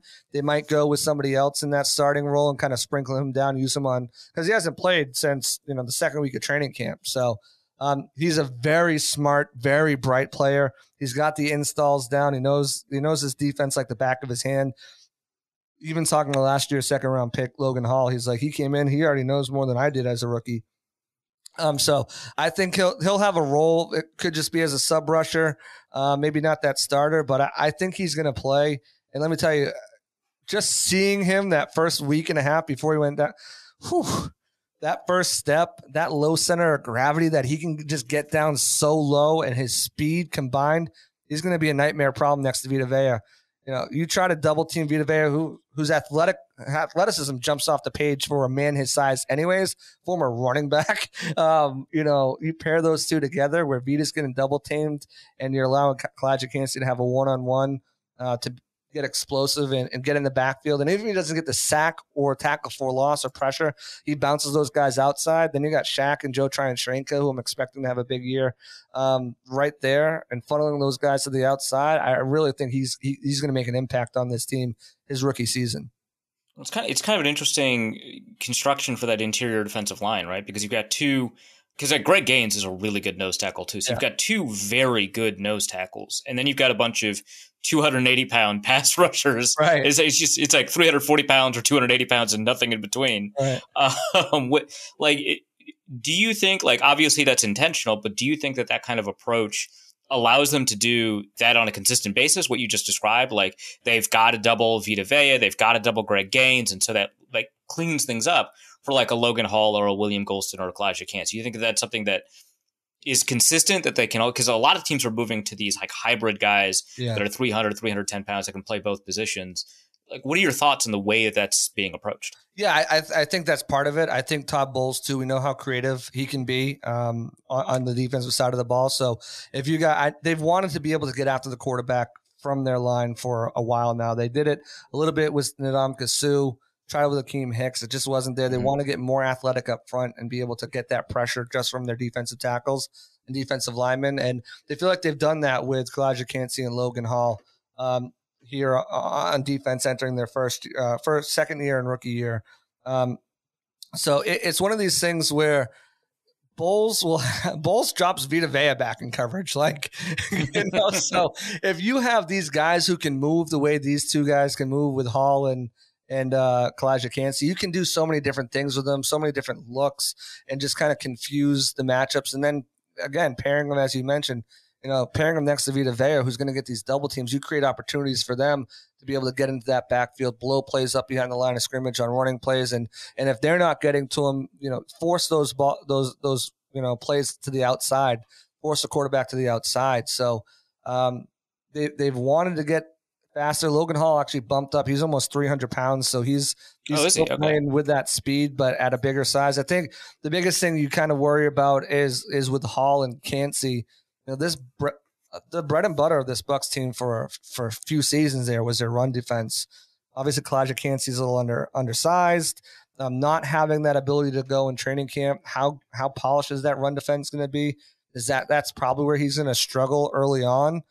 No doubt he can't get after the quarterback, but Logan Hall too. Like, does he struggle in that run defense role? So those are some question marks you have about those young guys on defense. Good news is you have a guy like Greg Gaines if you want to put two massive guys on the line and pair him with a veteran like William Golston, who's been there, done that, and a solid run defender. So if things start getting out of hand, and you can count on those veterans there to be those enforcers on the inside, stopping the run if teams start to really bleed them from the inside. So that brings up the conversation about those edge rushers. Obviously, they drafted a guy, and then the third undrafted. So I don't know anything about the defensive backs for undrafted free agents, but the guy that stood out to me in the preseason, Marquise Watts, I think. I don't know if he's going to play at all, right? Because you got to have some inactives, but you've got like some really interesting names. Obviously, Yaya Diaby. You've got Anthony Nelson, Iowa, maybe. I'm trying to remember. That's Iowa. And then Joe Tryon-Shoyinka, one of the Pac-12 guys from the Pacific Northwest. Shaq Barrett. What does that pass rush rotation look like? What do you think the snap distribution is? It feels like, 6 edge rushers is a lot to have on a team. Like, what's the approach here? Yeah, I think Shaq is, amazing, story coming back from that Achilles and everything that he had to deal with in the offseason is just heartbreaking. But, having that drive and motivation to be able to, he wasn't even on the PUP list coming out of camp. He's just ready to go. That's pretty crazy. Yeah. And tore his Achilles in week 8. So it's like, that's an unbelievable turnaround. And the thing is too, Coach Bull said this the other day at the press conference, and I just watching the film, he looked like the Shaq of old. He didn't lose his speed, and that's the biggest question mark with Achilles injuries, right? How did they lose their speed? And at 31 years old, and a guy who was never known as a real speed rusher, there was a huge concern, about Shaq coming back from an Achilles tear. But he looks good. He looks just like he used to. Hopefully, I don't think he's ever going to get to that 19.5 sack, but, get that 8-10 sack season. I think that'd be a really good calling card for him this season. Obviously, he's locked in next year as well. After that massive restructure, they'd eat so much dead cap space if they cut him next year. So I don't think that's an option. But then Joe Tryon-Shoyinka, he got a lot of slack, for last season. And to a part, rightfully so. He he let a lot of quarterbacks out of their grasp where he should have been sacks. They kind of scrambled out of him. The guy still had 40 pressures. He had 4 sacks. The thing about Joe Tryon-Shoyinka is he didn't play in 2020 at Washington because of COVID. His rookie year, he comes in, he's splitting time and really being played out of position a lot too, just to get him on the field, his athleticism on the field, because JPP was there and the Bucs had some weird rule. The guys they pay, they play. JPP's hobbling with like an injured shoulder and 3 fingers, and he's got a sprained finger on top of it. Like he just couldn't go, so they didn't really give him a shot his rookie year to play his natural position. And then you fast forward to last year, and he had some sacks that should have been made. He'll be the first one to own up to that. But then Shaq goes down halfway through the season, and nobody's game planning for Anthony Nelson. No one's really game planning for Joe Tryon-Shoyinka. But if you're looking at a pass rusher to stop, you're like, we got to stop Anthony Nelson. That kid is good. So now he's seeing those extra chips from tight ends and running backs. So it was an uphill battle for him last year. I think with Shaq back, we should definitely see a higher production. I'm high on JTS. I think this is the year he finally puts it together and breaks out. Working with George Edwards, who last worked with Micah Parsons, and obviously the great Jared Allen as well. So he's got plenty of experience with some of the most dynamic pass rushers in the league. Has been in his ear and talking to him about what he needs to do to finish at the top of his rushes. Just setting up rush plans throughout the game, where you're just setting up a certain move at a certain time that will work and be able to get to the quarterback. So I've got high upside on him. I think Yaya Diaby is an absolute athletic freak. The guy's built like an action figure, can run 4.5 speed, like an outside linebacker. It's like 6'5", 280. It's just freakishly big, man. He's gonna have a rotational spot. Anthony Nelson, steady Eddie. He's not gonna pressure. he's not the best at pressuring, but he can set the edge. I think he had like 5 sacks last year on like 7 pressures. So like he just got lucky. His pressure rate and sack rate was crazy. But he's not a guy who's gonna wow you at all with athleticism. But he's gonna set the edge well. He's going to tackle well, and he'll get to the quarterback a few times this year. And then you've got Cam Gill. He's going to be your special teamer, probably had a half sack in the Super Bowl, but really he's just kind of been that special teams guy. And they're really excited about Marquise Watts. I mean, this guy was just harassing quarterbacks in the backfield throughout the preseason. He had a fumble. He's a guy who's got a lot of juice. He's a little undersized, but he's got a lot of power. And then Jose Ramirez, they like him a lot too, but he was injured and missed 2 games in the preseason, a lot of practice. So they're super excited to get him back on the practice squad. Tons of athletic ability, like similar build to Shaq Barrett. So being able to learn from him on the practice squad, they're excited about that edge rushing room. And 6 is a lot of guys, but if you look at it, these guys have good speed, and they're kind of the body frame you want in a lot of the special teams units, those linebackers, tight ends, running backs, those types of body frames. If you're not a gunner outside guy, especially on punt block and all these other units, especially with the NFL going to like basically touch back a game, it's really kind of what they're looking for on special teams. So there's a lot of guys for sure, six edge rushers. But you can never have too many. We know that, guys go down left and right. The Bucs last year were down to start it. The last 3 games, JTS and Anthony Nelson went wire to wire because everybody was injured behind them. Yeah, fair enough. Let's go from outside linebacker to inside linebacker. I think one of the most contentious debates at the linebacker position across the NFL is whether or not Devin White is good. There's like, a lot of people have talked about this. I guess the thing that's inarguable about him is that he's like this locker room presence that's like really important to have. But just in terms of like on-field play, is Devin White, like, where would you rank him among linebackers? Is he extremely good, very good, kind of good, not that good? Depends on the play. well, no, talk about it. Tell me why you answered that way. I mean, coverage has been a weak spot of his for a while. Several times he's taken out his own guys. Obviously, there's no doubting his ability as a blitzer. He misses the easy tackles sometimes and makes the difficult ones. I think still kind of reading and reacting. He doesn't have that natural, like Lavonte David is one of the most special linebackers, especially in coverage. His read and react. If there's a screen, Lavonte David's already there, and that's something that I think Devin White is lacking.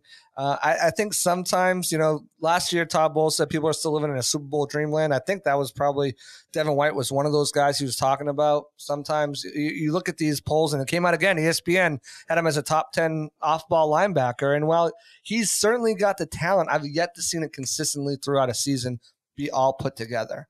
I think he's got hell of a talent there, an ability to do multiple different things, but the consistency from play to play is what drives you nuts with Devin, especially if you want to pay him a $20 million a year salary as a off-ball linebacker. Like, yeah, that's a big part of it, right? Is that they're paying him. Like, so is that, given what you've seen out of him thus far, with all of that inconsistency, with the high highs, with the low lows, I mean, that doesn't sound like a $20 million linebacker. God, no. He's got a season to prove it. If he proves it, maybe some team will get him. Obviously, front office executives and GMs are really still high on this guy because of those athletic abilities. He keeps popping up in the top 10 every year on ESPN polls of execs and stuff. So, if he's got a good season, he'll probably get it from somebody, whether it's the Bucs. Yeah, someone. Yeah.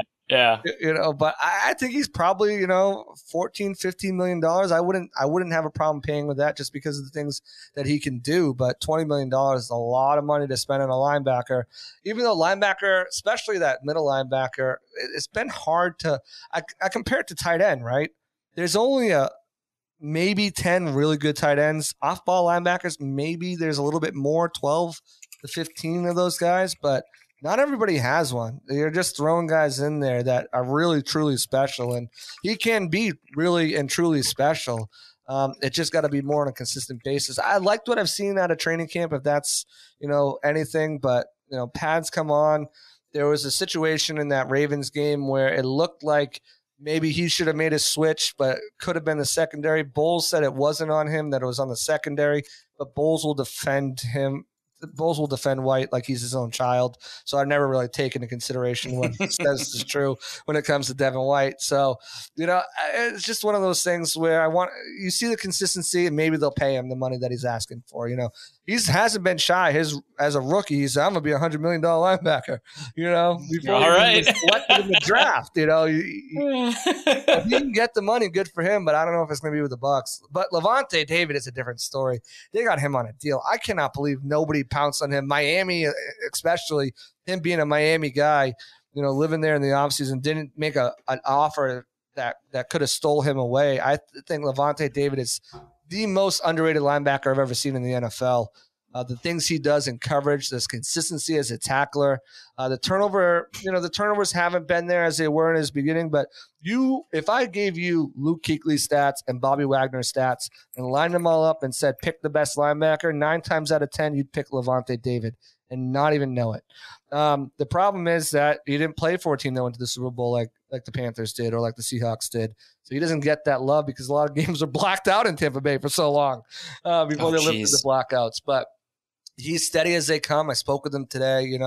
He knows what to expect. He's going to be there. Like I said, if it's a screen, bet your ass Levante David's already there blowing it up. Just an instinctual player that is just consistent year in and year out. That just doesn't get enough love from the national media. He should be a Hall of Famer, but I think he'll really struggle to get in because of the lack of Pro Bowls and All Pros, because he played in the same conference as Bobby Wagner and Luke Kuechly, and their teams went to Super Bowls, and his team missed the playoffs for 12 years.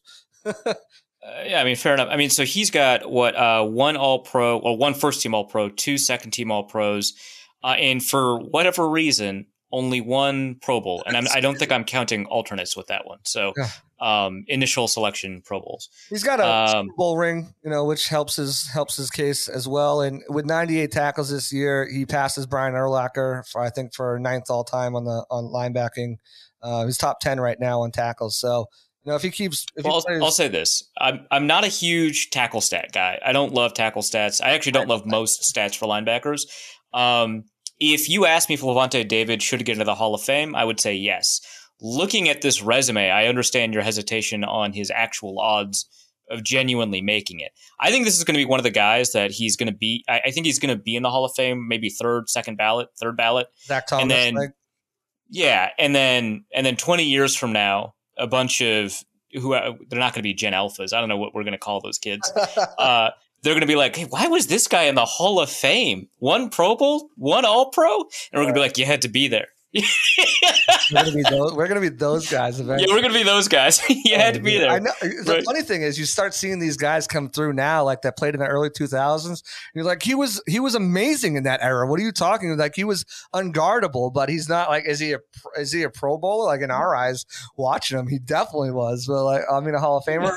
But like, you stack him up in the voting process, you're like, yeah, maybe he's not. And maybe that's what I'm doing to people like Zach, because I don't think Zach Thomas is a Hall of Famer. If I'm being 100% honest with myself, I take Levante David over him easily, right? But and maybe that's just the thing. Maybe I'm just like, Floyd Little shouldn't have got in. That's crazy. Maybe you had to be there, right? Right. But these old guys from like the 70s, like, I don't know who the hell this guy is, but kudos to him. I guess he was good. I don't know. Yeah, kudos to him. All right. Well, okay. So that's the last thing I wanted to say about Levante David is because I mostly agree with what you're saying. I don't really care about the statistical cases, because you asked me if I'm taking Bobby Wagner or Luke Kuechly over Levante David. Regardless of statistics, I'm taking those two. Just not a knock on David. Those two are insane. Yeah. But I do want to know, he's 33, right? So how much longer? What's the deal here? Are we going to get more of this high level play? Have you already seen, a decline? Like, what's your thought process here? As far as splash plays, definitely there's been a decline the last couple of years. He's not getting the interceptions and the forced fumbles that he was early on in his career. But I think as far as, smart, and obviously every year at that age, you start to lose a step, But as far as instincts and smarts, that's allowing him to play as long as he's playing, because he's just such an instinctual guy. He puts the work in film study. He knows where guys are going to be, and he's there to make the play. I mean, it's just the consistencies. Then he's been relatively healthy his entire career. So that works in his favor. He doesn't have anything nagging at the age of 33 that he's been dealing with, that's kind of popping back up now that he's getting older.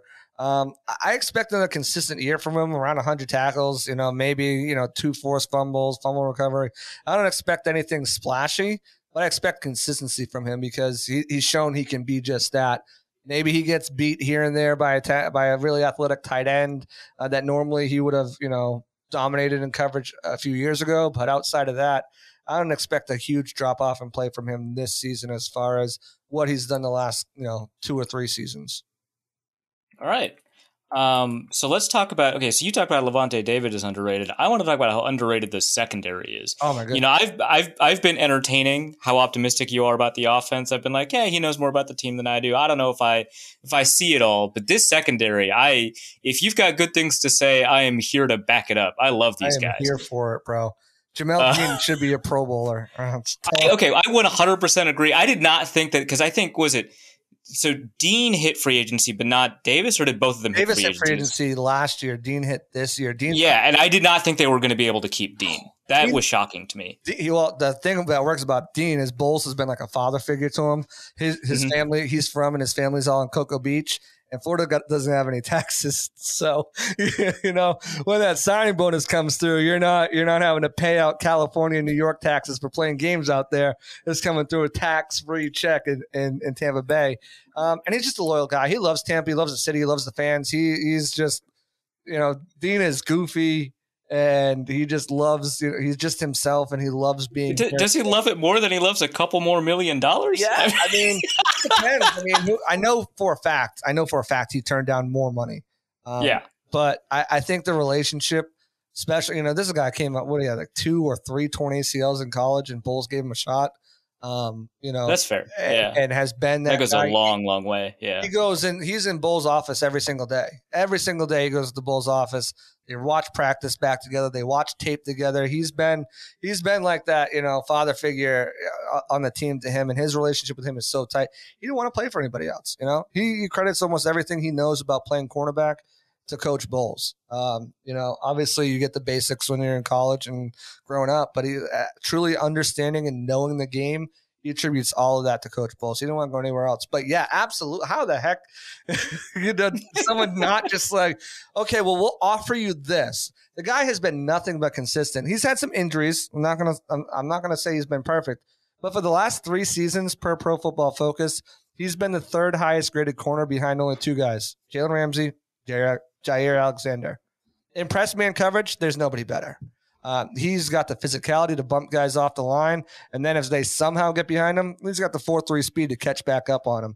The only thing he doesn't have is hands, and that's why he's not a Pro Bowler. He's got stone hands. You can't. Right. Well, this is what I'm saying about stats, man. A lot of these, especially box score statistics, right? You mentioned Pro Football Focus; they tend to take a lot of that more into account. But I mean, interceptions for like Marcus Peters, for example, interception machine. Is it worth it? I don't know, right?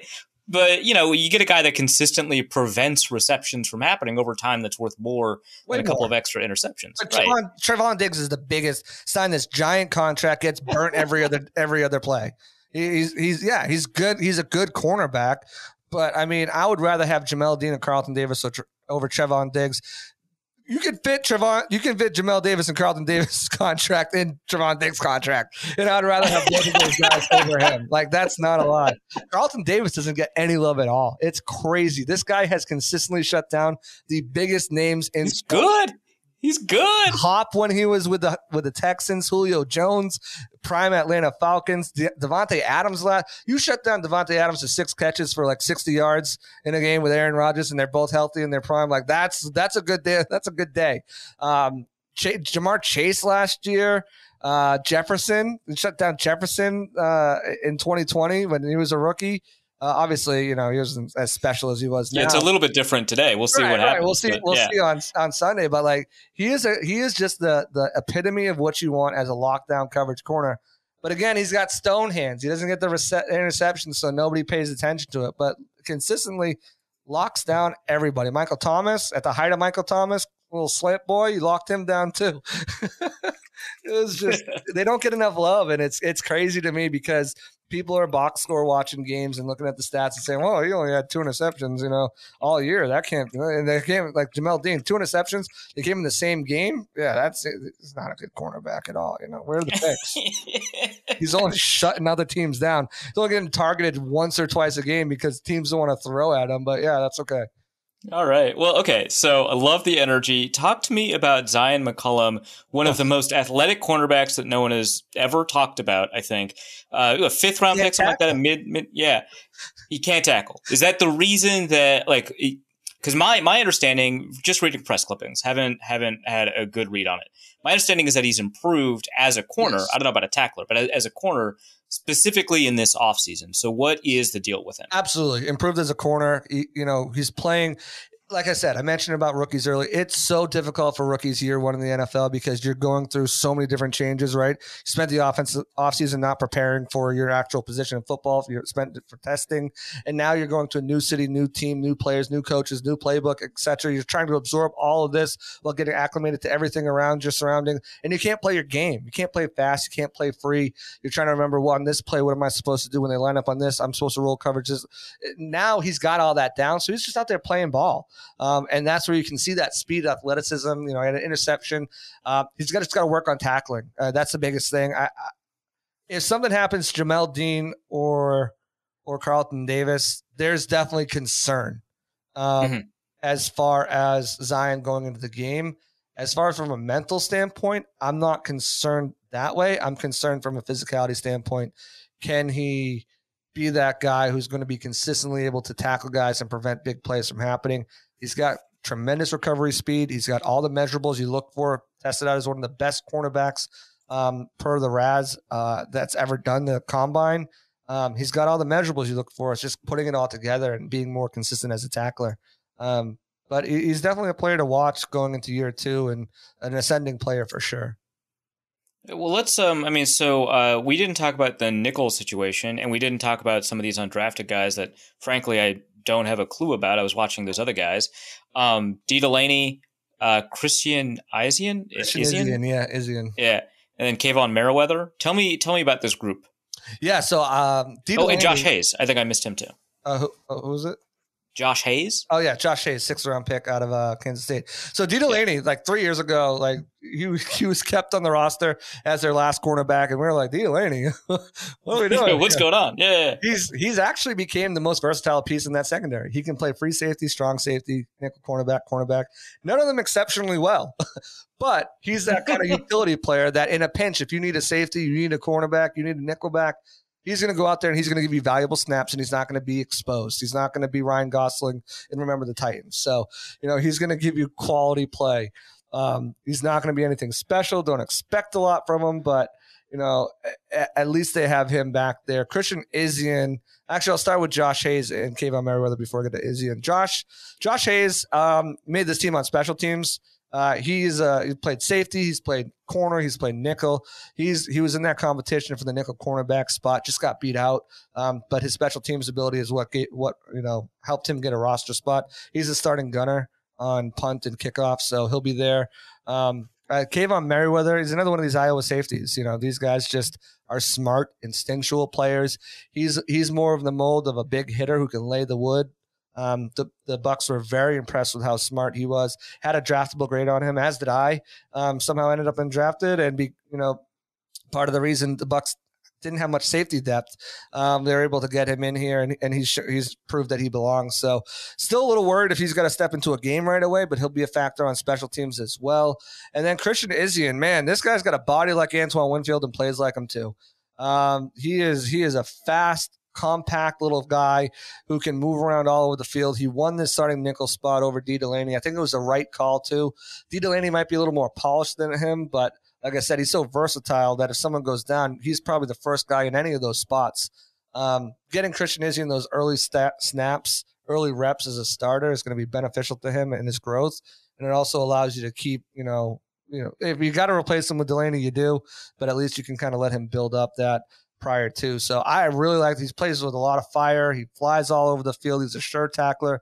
He's got pretty decent hands. He's going to be tested. He's going to be tested really good right out the gate with KJ Osborne, Jordan Addison, and I'm sure they'll find ways to get Jay Jetta on him as well. It's kind of, all right, Rook, let's test you in the slot.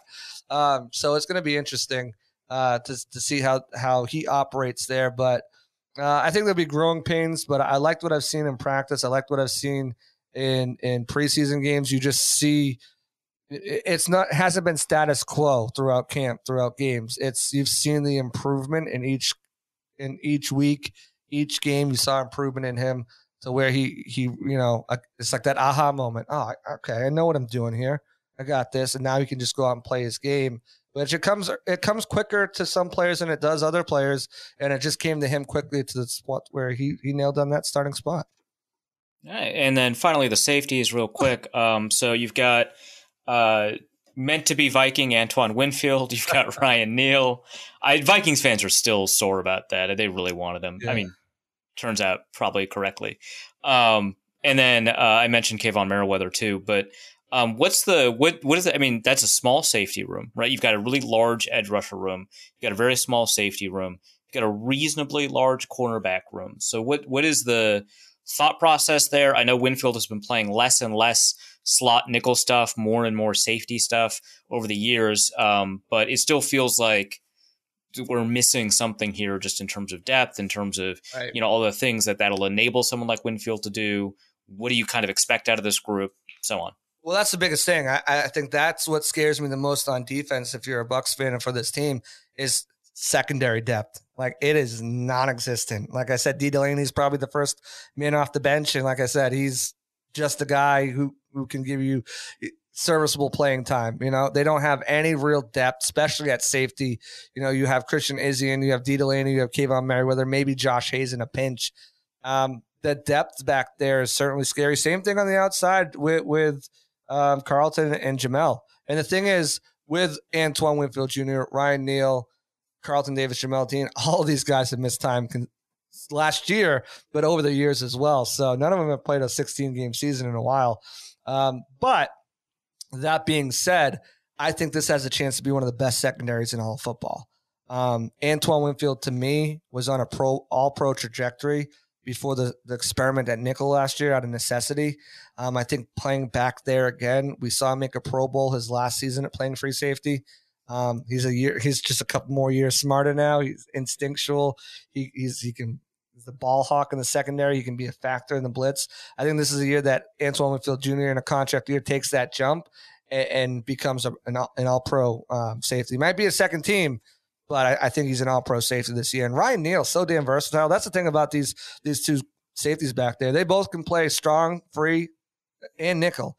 So Bowles loves to like I said, he drops Vita Vea back in coverage. He'll drop his outside linebackers, in a linebacker spot and switch things up. Having a secondary like this where you can move these safeties and they're interchangeable is going to allow him to do so many different disguises and looks in the back end. So Ryan Neal just quietly graded out as Pro Football Focus best safety in the league last year. No big deal. And the communication, the chemistry that him and Antoine Winfield Jr. have already is just they're the same brain already out there. They're seeing things the same. They're calling things the same.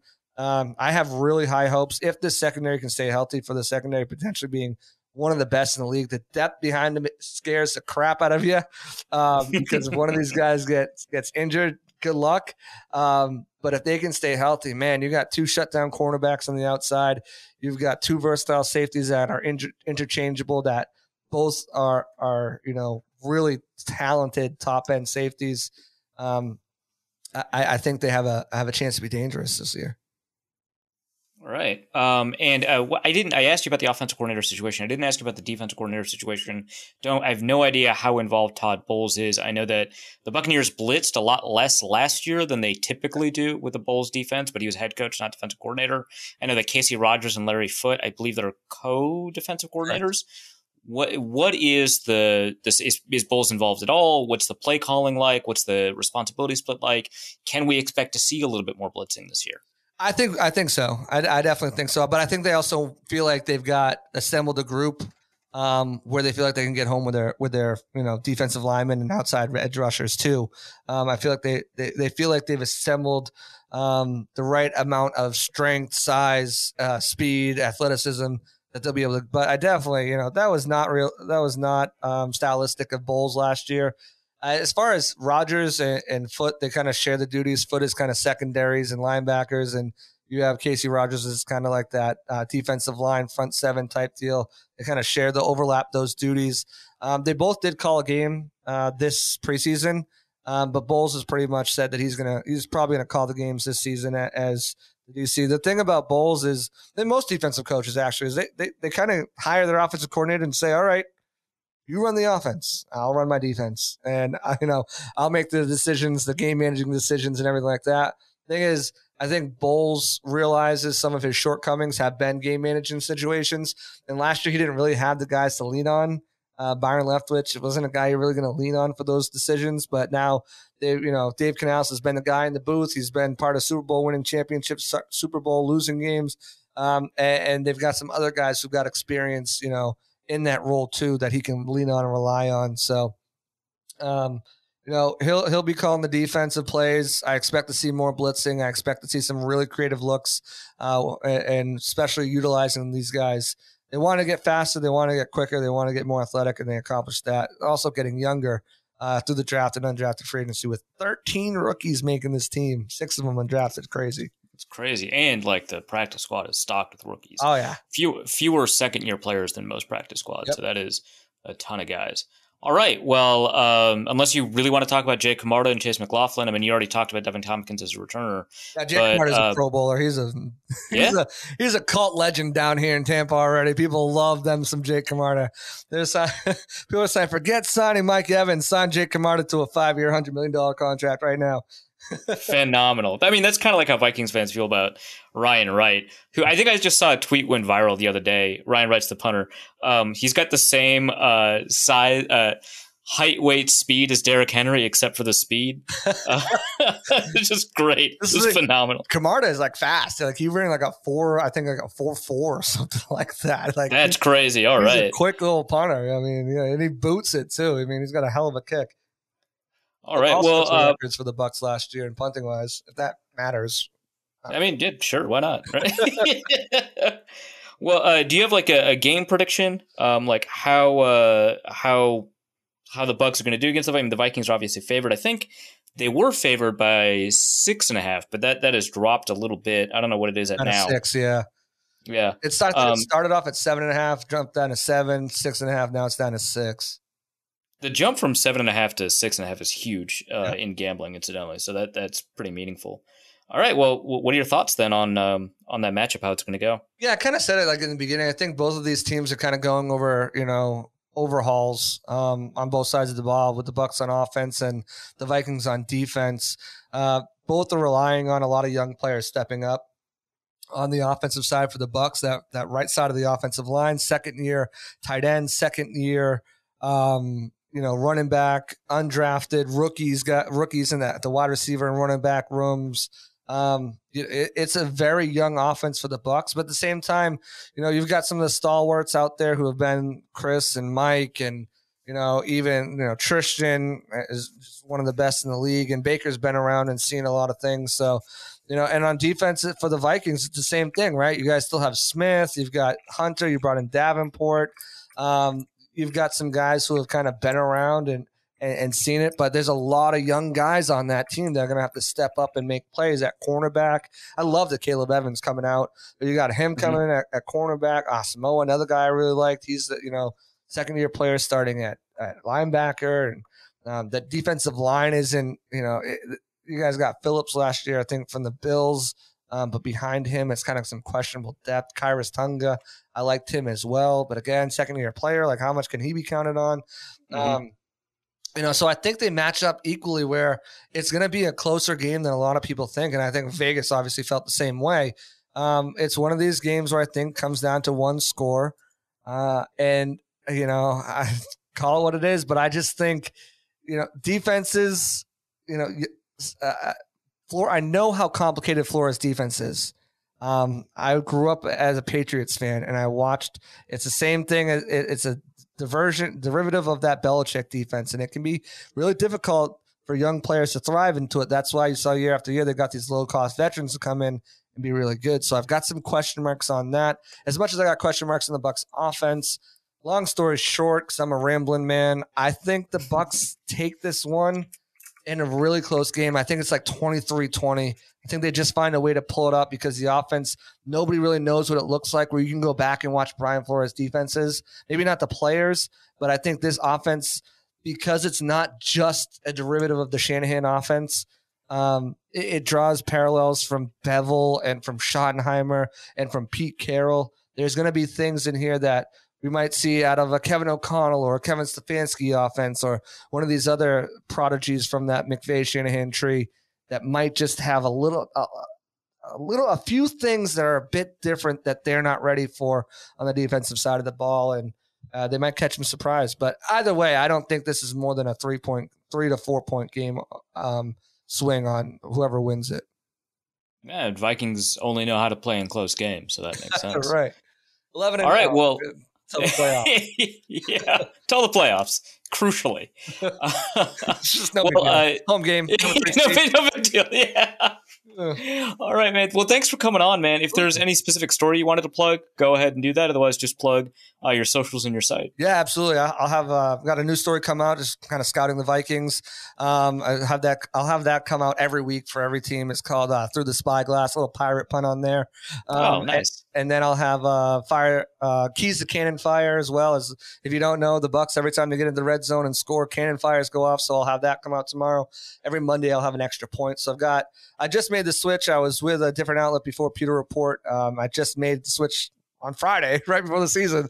So congrats, man. I appreciate it. So I've got some appointment articles I'm trying to get out there. It's like, hey, every day this week, this is coming out. So those will be out every Monday, Thursday, and Friday. Tons of different stuff out, man. There's so much content to produce right now, right before the season. So we've got tons of things. You guys can follow me at JC Allen NFL, like I said at the top of the show. If you want to learn more about the Bucs, if you're just a football fan or you want to learn more this week, specifically because of the matchup, follow me there. I've got tons of information there, always pumping out. Very interactive. DMs are always open. Feel free. And unless you don't have Twitter Blue, because Elon Musk is the devil and trying to charge everybody. So just shoot me a message on one of my tweets and say, "Hey, DM me, and I'll talk to you, no problem." But yeah, check out at Bucs Game Day on Twitter as well. We're powered by Sports Illustrated. Our stories are doing incredible numbers.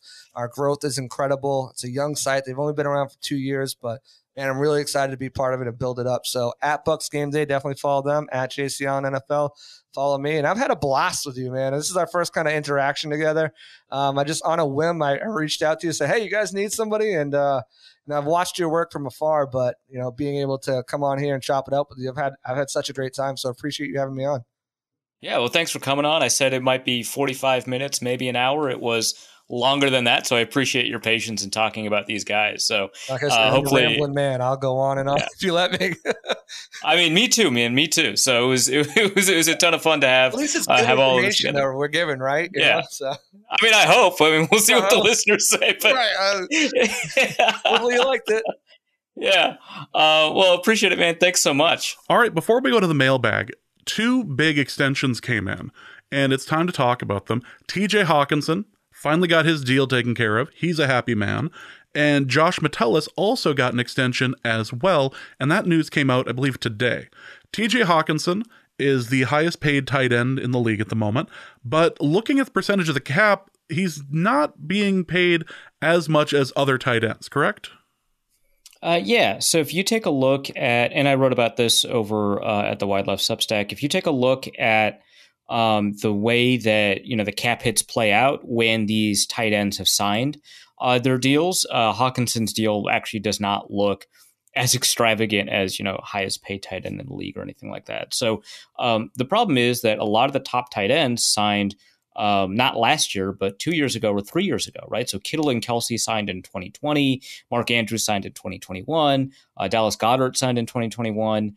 The only 2022 deal we have near the top is Darren Waller, right? And that's 17.5. And technically, or 17. And technically, if you look at Hockenson from a likely to be earned or unlikely to be earned, or you take off the incentives that he has not yet or previously earned in his career, it's actually a little bit less per year than Darren Waller. But either way, if you stack him up against tight ends over the past decade and adjust for relative cap hit at time of signing, which there's better ways to do it. This is really a quick and dirty way to do it.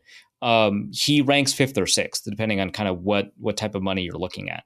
And so, which I think is fine. I think that's kind of, well, if you get rid of inactive tight ends, if you include Jimmy Graham and Rob Gronkowski, he drops to, 6th or 7th or something like that, or 7th or 8th, which is totally fine. Like you would expect those two to get paid more at the peaks of their relative careers. But yeah, that I think makes sense. I think a lot of people perceive him as a top 5-ish tight end, like up there, right? It remains to be seen about what Darren Waller can do when he's healthy.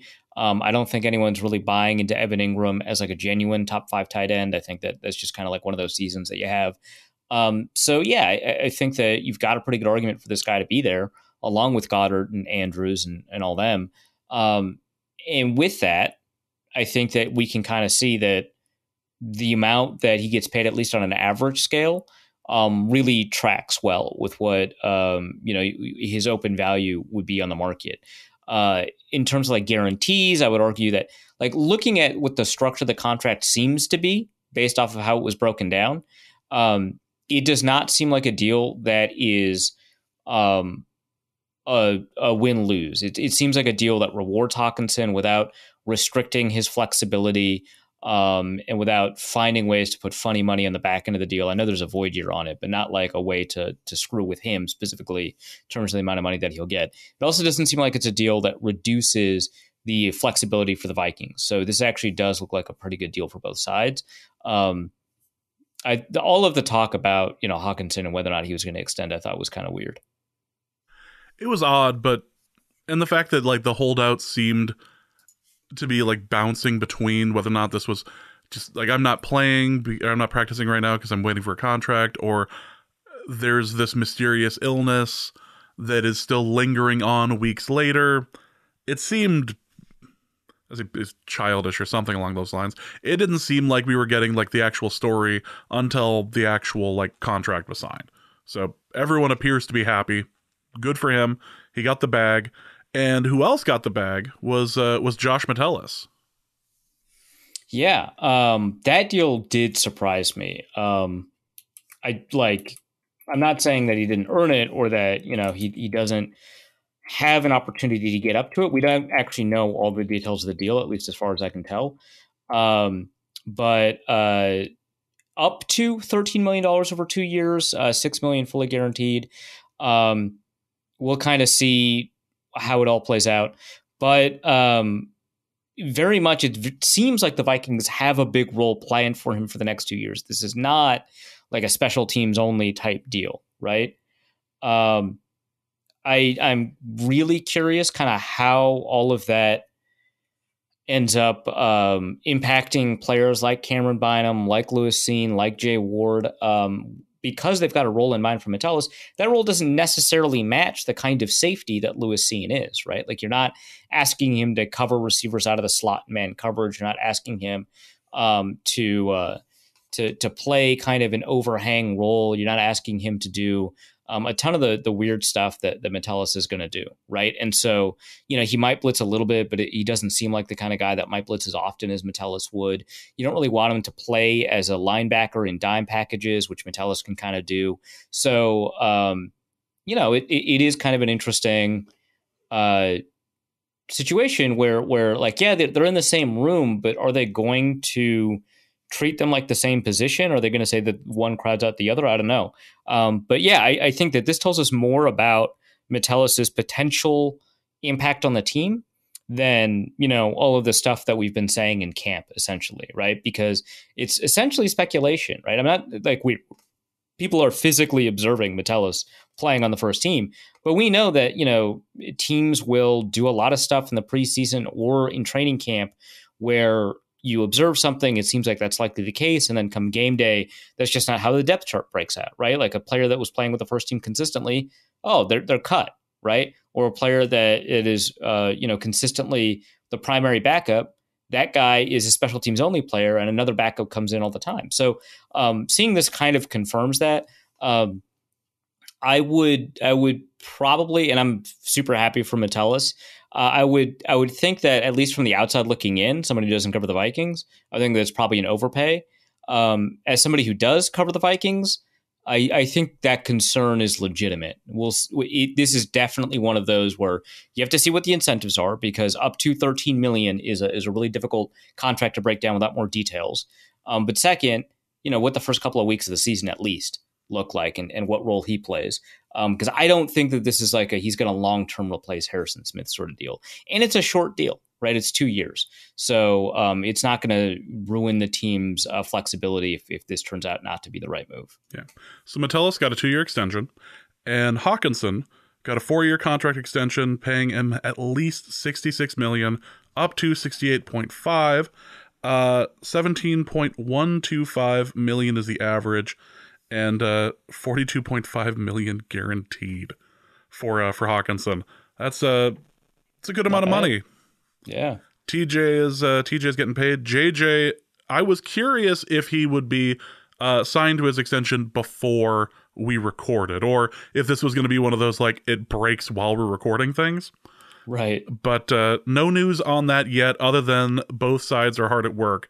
And the fact that, was it Nick Bosa that just got his contract? Yeah. And Joe Burrow just got his? Like, this is... JJ is going to be making quarterback money here. Let's be honest with ourselves.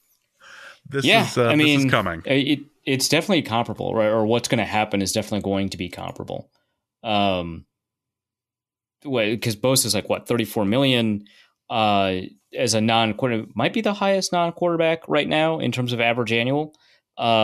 And I can't imagine that Jefferson's not going to at least be near that, if not break that. I think from a pure analytics perspective, and by pure, I mean, that's actually not a very good phrase to use, but from the perspective of how analytics has developed outside of NFL teams in terms of the public data that we have available, receivers are more important than edge rushers.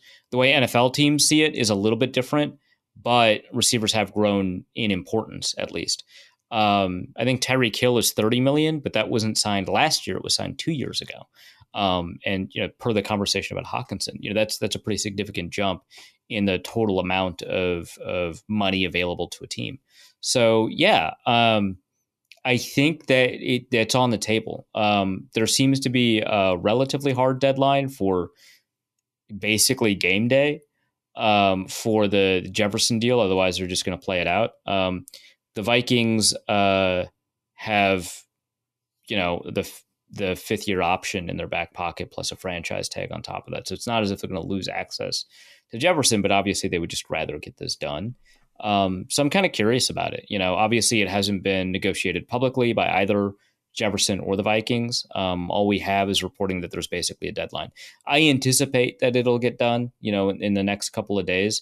But I'm actually less sure of that than I was the Hockenson thing, even though the reporting on the Hockenson thing was the opposite, right? That they were too far apart.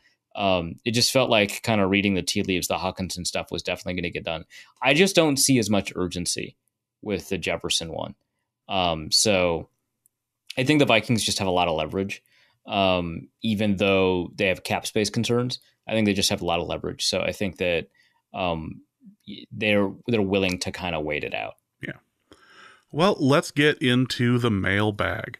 Our first question is from Drunken Vike, who asks an important one that I felt should start off the mailbag for the season.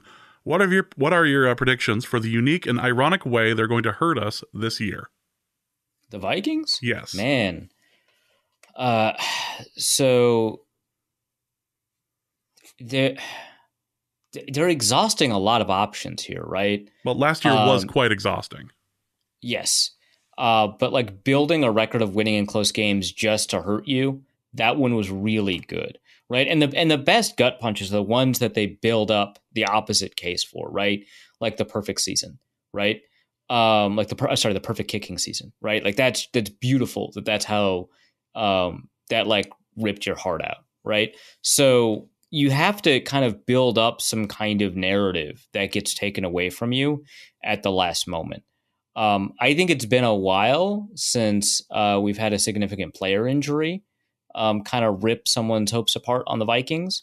So that's on the table. Obviously, you don't want that to happen. I don't want that to happen. That's within the Vikings universe of things that could happen to them. It feels like that just doesn't happen as often, right? We had Adrian Peterson in 2011. We've had a version of that with Daniel Hunter, but that didn't occur really in the season the first time, and then the second time it didn't feel like the Vikings were like in it in the same way. So it's I think that if it. I mean, we all know what player. I kind of don't want to say it because it feels mean spirited. We all kind of know what player it would be, and it's not Kirk. And even if it was, like, I mean, yeah, that would suck too, though. Also, that would, yeah. Let me be perfectly clear. That would suck. That would be less than pleasant. But it's in terms of the character of the team, right? So that's on the table. Other than that, I think there's still room for like special teams shenanigans, right? So, for example, one way that they could do this is that, when Kenneth Nwangwu returns, right, he just has the return season of his life, like when he gets off of IR. And so he'll, return multiple kicks for touchdowns, maybe 3, right? He'll finally make the Pro Bowl as a kick returner. Even though as a rookie, he probably should have made it, but he was only active for 8 games. So you see why he didn't. But like, okay, he does it, right?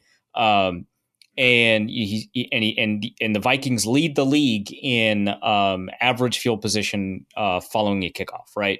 And we see a bunch of big kicks, big kick returns in addition to the touchdown. And in the playoffs, right? The best gut punches occur in the playoffs, of course. In the playoffs, fumble for a touchdown, like that seems to be a really kind of uniquely Vikings, because again, it sets you up all season. So I think that's going to be part, especially if it's like a tie game and the Vikings get to return a kick and you're like, this guy has like an average kick return of like 30 yards. Their field position off of kick returns is at the, 29. He's returned 3 for a touchdown. He's had over, aside from the touchdown ones, over 6 of his kick returns have had over 50 yards. Would cross midfield on a good chunk of kicks. It's a tie game. The Vikings only need 3 points. So a good kick return, run out the clock, field goal, right? Amazing. And you think the way they'll screw you is they'll miss the kick. No. Fumble, touchdown. See, I like that, but I don't think that it goes far enough. I feel I feel like the what's going to happen this year. The Vikings play against Sean Payton this year.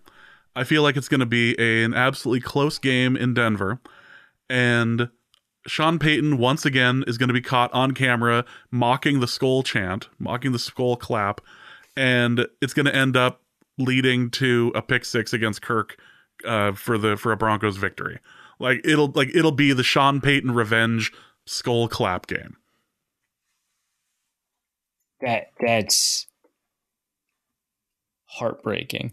Yep. And that's what we're going with. Let's go to Jack Rackham, who says, from an analytical standpoint, was the Hockenson contract the right move, considering the Vikings' depth at the position and future looming contracts the Vikings will want to sign? Also, how much does the Bosa contract factor into the Jefferson extension, if at all?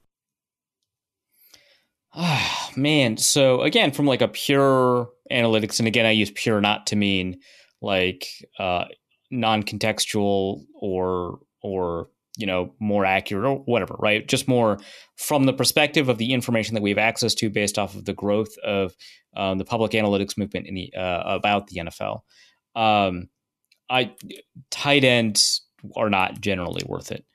The problem is that the tight end talent distribution is really weird, and the impact that tight ends have on the game really hard to model in a way that's not really quite true for receivers, right? Because tight ends change your play calling ability. And we've talked on the podcast a couple of times. I wrote about it actually too.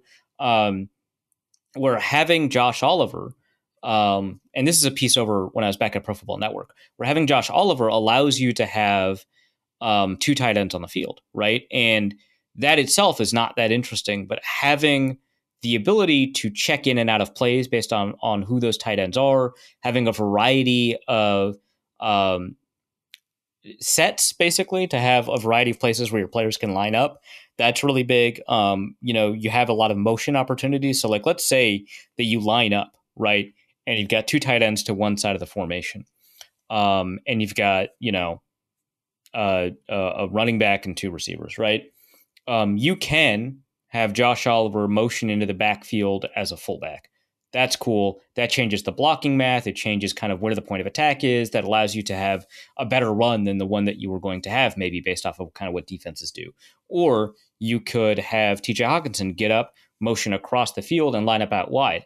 Not only does that tell you if it's man or zone coverage, usually, it also might take a linebacker all the way out into space, right? And now, sure, he's motioned out wide. You're probably going to pass, but you might not. You might have just taken their best run defense linebacker out to the edge of the field, and you're running the ball to Josh Oliver, who didn't move at all. So, or you could throw the ball. I trust TJ Hockenson against most linebackers in space like that. So that is a difficult thing to model in terms of the impact that tight ends have on the game. And so that's one where I'm a little bit less adamant about kind of the conclusions that the analytics community has come to. And I'm not saying that they're very adamant about it either. But I'm less like adamant about kind of what that impact is relative to our discussions on analytics and the value that someone like TJ Hockenson provides. And I'm kind of open to the idea that, like, hey man, this is like a 900-yard receiver. A 900-yard receiver is worth this money. And that's not the best evaluation of receiving efficiency. But even if you just take a look at his yards per route run, which is lower than a lot of 900-yard receivers, but if you look at his yards per route run, it's quite good, right? And I think that's probably worth $15 million. So I think for the most part, the evidence we have suggests that this is probably, from an analytics perspective, a pretty good idea. Next question is going to be from Matt, who asks, does the Metellus extension give us any clue into how the team feels about Lewis Cine, or am I just reading too much into it? I don't think it gives us much of a clue. If it was a longer extension, it might give us a clue, or if Metellus more cleanly mapped on to what Lewis Cine does, or what the Vikings' plan for Lewis Cine might be, then it would. So either if Metellus was like a traditional safety that has versatility as opposed to a versatile safety that has some traditional value, then you would have some idea, even though it's a 2-year contract. Or if it was a 4 or 5 year contract, I think you'd have some idea that, oh, this is what they want the safety room to look like, period. Okay. But a 2-year contract, again, it's a fair amount of money for a guy that's not slated to quote unquote start. I don't think it tells us a ton. I think it tells us a little bit. I just don't want to run away with that argument and saying, this is it for Lewis Cine. I think that there's still, and obviously if he has a great camp next year or whatever, I mean, they're okay with changing their minds. But like, I don't think that right now they're thinking, man, we got to lock up Josh Metellus because this Lewis Cine thing is not working out. I think they're thinking, hey, there's a lot of ways we can use Josh Metellus, and we don't have another play on the roster that we can use in the same way that we're confident in. And that's going to add value. So we're going to lock him up. Ben asks, is the team built to make significant trades partway through the season if the record looks bad? It takes significant draft capital to get a shot at one of the top quarterbacks, and we don't seem to have it at the moment. I don't think so. Well, I mean, I guess it obviously depends on the situation. For example, if Kirk Cousins gets injured halfway through the season, I think probably not. I think that they're just going to be like, all right, well, let's re-up with Kirk or whatever. And maybe that's the wrong way to look at it. I'm open to that idea, but gosh, this is actually a really difficult question. So I think that if the Vikings have some odds of making the playoffs, they'll continue to try and play. Like some teams, if you've got like a 5% chance of making the playoffs, they're just like, all right, well, let's trade away, and see what we can, because once we get there, what are we going to do, right? And see what we can get for these guys that deserve, their own shot at the ring or something like that. So I don't know that that's going to be a scenario for the Vikings to be at near the trade deadline. It's not a scenario that most teams are at by the trade deadline. It happens halfway through the season. It's really hard to have a 5% chance of the playoffs. And hey, Like the Lions were that team. They were like 1-7, right? And then they're so close to making the playoffs. So, I think that the way that the ownership wants this team to run, you're just very unlikely to be in that situation. Like we've had this happen before where the Vikings were like, yeah, we'll trade away Jared Allen. That's fine.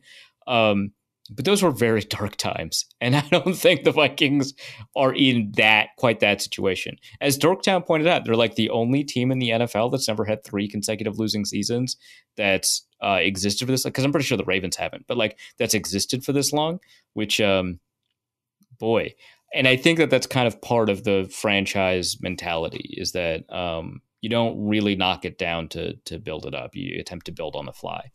So I don't think so, but there's the Kirk Cousins injury thing is just that one's very up in the air. If he gets injured halfway through the season and he's out for the season and the Vikings just are not winning with Nick Mullins or Jaron Hall or whatever, right? Do they do anything? Like what happens to the Kirk Cousins extension? Do they extend him after the season? Do they decide to move on? Because emergency trade for Kyler Murray, who's clearly not going to do anything in Arizona anymore. Yeah, I mean that would be fun at least. He'd be so tiny, it'd be great. Yeah, he's so tiny, right? Just standing right next to like Brian O'Neill. But like just like in terms of the long-term prospects for Kirk with the team, that would be so, because I think that for the most part, a lot of us have had the take that if Cousins does not win a playoff game, that's probably it, barring some other exceptional circumstances. And so he's going to need to in order for the Vikings to feel comfortable with that extension. But if he gets injured, that's just a super difficult change to that kind of decision. So I don't know. But I don't really think it's going to be a sell the team at the trade deadline scenario. Next question is from Cody, who asks, for Arif's Week 1 corner, what playing time related surprises do you think could happen? Is it possible that Ivan Pace Jr. barely plays? Could Andrew Booth Jr. play more snaps from scrimmage than Mekhi Blackmon? I mean, I do think it's possible that Ivan Pace barely plays. I think that the presser, so we're recording this on Thursday. I think the presser this morning told us that there was a good possibility that Ivan Pace only plays a couple of snaps, which I feel a little vindicated on because I was like, I don't know, why is everyone talking about this guy starting over Brian Asamoah? Asamoah got hurt. It's not really fair to take his snaps to the first team as an indication of anything. So I think that's there's a decent chance of that. A playing time related surprise could be that Josh Metellus just doesn't take the field that often, that he only plays like 10 snaps. That would be shocking, right? Not just because of the stuff that we saw in the preseason, but also the contract. We just talked about it. So, maybe that one would be interesting if they play a bunch of 2 safety, 3 corner. Andrew Booth playing more than Mekhi Blackmon, that I don't think that could happen. The prompt is, what playing time related surprises do you think could happen? I don't think that could happen, barring an injury of some sort. So no, I don't see that one. I think any snap count for CJ Ham is within expectations, right? He could get 40 snaps and I'd be like, yeah, I see it. He could get 5 snaps and I'd be like, yeah, I see it. Josh Oliver, maybe not getting a ton of snaps. Okay, that one I don't see, but Jordan Addison not getting a ton of snaps. I think we all expect him to take a ton of snaps. I think him not getting a ton is well within the realm of possibility and would be kind of a playtime surprise. I just envision a scenario where Josh Metellus gets mic'd up and he just sits on the sideline the whole time. I'm just waiting to get called, just waiting for my number to get called. Mm-hmm. Let's go to Osman, who asks, the Vikings offense and defense were both mediocre by EPA play last season. Why is all of the focus on how the defense needs to improve? Well, I mean, part of it's that the offense scored points, right? Like EPA per play or not, they scored points. I'm going to take a look at the EPA per play for the offense and the EPA because the EPA play for the defense was surprisingly, I don't know, good is the wrong word, but not as bad as the total points that they allowed. Mind you, we're giving the defense some demerits for punt blocks and stuff like that. Yeah, so this is one of the strange things I found when I was talking about the Vikings last year. Their EPA per play defensively was 16th in the league, which no one believes is a true accounting of the defense. And the offense EPA per play was 18th, right? So what's up? What's going on? But the Vikings fired their defensive coordinator, right? Everyone's yeah, that defense is bad. So there's some weird shenanigans at play here in terms of the way EPA per play is calculated. Whether or not it's, an overemphasis on success rate, which the Vikings were not good at. So I actually don't know what it is. Might be because EPA per play overweights turnovers. Again, this one's a really difficult one to figure out because I think based on basically every other metric, whether it's passing efficiency, points per game, points per drive, yards per play, whatever, right? The Vikings were bad defensively. And so that one is curious to me, whether there's something kind of afoot with that. From a DVOA perspective, they were 29th, right? And DVOA is a kind of a version of EPA that's opponent adjusted, sort of. It's definitely opponent adjusted, but in terms of how it maps onto the EPA, it's kind of sort of. So yeah, I get it. I just think that we do sometimes need to take a step back from stuff like EPA, because if you've got every other piece of statistical evidence telling you some stuff, that might just be kind of a quirk in how EPA per play works out. Also, I'm just sometimes you can kind of feel it out, intuitively. Search your feelings. Is the offense better or the defense? It's offense, right? Come on. Also, for Arif's long snapping corner, there's a corner we don't spend a lot of time in. Not a ton. After watching the 10-minute video of Bill Belichick explaining the nuances behind special teams, what is your opinion on long snappers? Do you think it would make sense for teams to cross-train players as long snappers? So the 10-minute video, which we'll link in the show notes, is phenomenal, at least in my opinion. You've got 10 minutes to watch a video, which not everybody does. I get it. But this one's really good. So he goes over the history of long snappers and why that exists, right? So a reporter asks, hey, this is not a week one question, but I just got to know. Not to disrespect Joe Cardano or any other talented long snappers out there, why? Why can't you just have a guy just snap the ball? Is it so necessary that this is a specialized position? And he goes into it and he's well, actually, for the longest time, we didn't have long snappers, right? We just had guys that did exactly what you suggested, which is kind of practice a little bit. But, he mentioned that it changes punt protection in a huge way, right? Because you no longer have to protect the wings as much because you've got your guy further back, and that gives you more time. If you've got a long snapper that can consistently snap it 14 yards or whatever it is, 15. There's a very precise number, so I'm just getting it definitely wrong. Within the required, and this is another thing, there's a timing element. So there are long snappers that can snap it the required yardage with the required accuracy, but there is a very tight timing window that you have to hit as a long snapper, both in terms of the punter and kicker mechanics, the mechanism, so you don't screw up their timing, but also, and you have to be consistent about that timing, but also for the protection reason I'm just about to bring up. So you get that ball back there super quickly. Difficult skill, it turns out. Get the ball back there super quickly.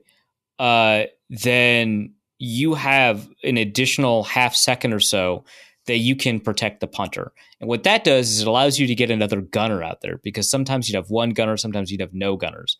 And having two gunners is incredible in terms of your punt coverage. And so that changes the average punt return and the average kick distance, right? And so the net change in field position from having a dedicated long snapper, which gives you all access to all these other benefits, is maybe up to 20 yards, but maybe 10, 15 yards on a play, which that's huge. You don't there are not a lot of players that are at the bottom of the roster, especially at the bottom of the roster, they give you the EPA swing that 20 yards on punts gives you, right? So if you only punt 4 times a game or something like that, and it's let's say it's 15 average yards per punt, that changes things for you, that's 60 yards, right?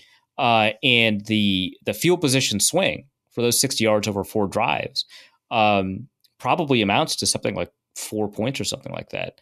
That's crazy. You're not getting 4 expected points out of your backup tight end. You're not.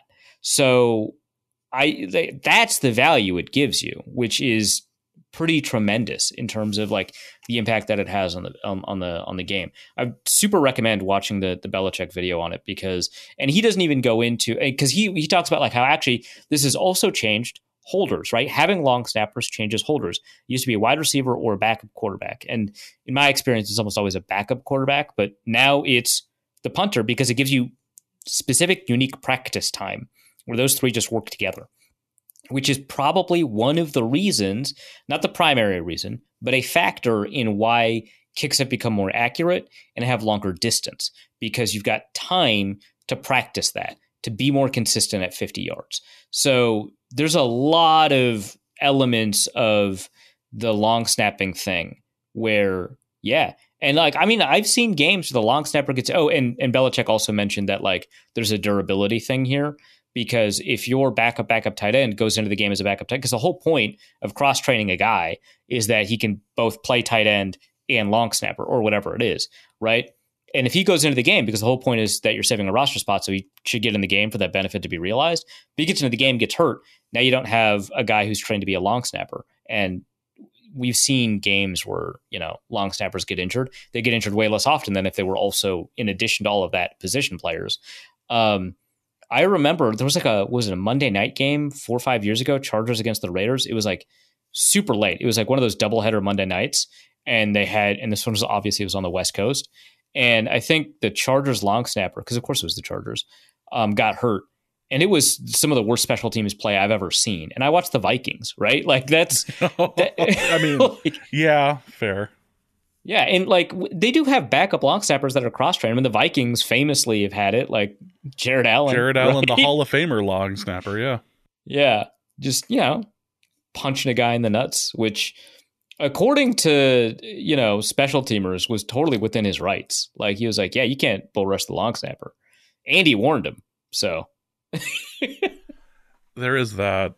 My favorite part about the Belichick thing is that it feels like every year the job of someone from the Patriots reporting pool has to get him to do one of these like breakdowns. Yeah, one of these like 9-minute history lessons once a year, and he got him. And this guy got him on long snapping, which I mean that's like so within the wheelhouse, right? That's like.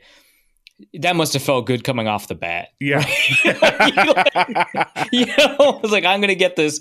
And you finish the question. You're like, yeah, I nailed it. This is going yard. But I mean, like the one where he talked about like the history of tight ends was like, he's like, yeah, in New York, I coached a guy. He's one of the best tight ends I've ever coached. Mark, I don't remember the name, so doing a disservice. It was like Mark something. It turns out I watched, it was a pretty good tight end, actually, so fair enough. But it turns out Bill Belichick knows something about football, I guess. But it just goes off like the history of tight ends. If it's a subject where he 100% knows, couldn't give his opponent any advantage, like how good some random tight end was in the 80s, absolutely he's going to go off. Yeah. But if there's a chance where you're like, hey, so I noticed that Mac Jones didn't practice at all today. Is he hurt? To be like, I don't know about that. Who knows? Maybe. That's just what you get. If you get like general football, he'll talk with you all day. Yeah.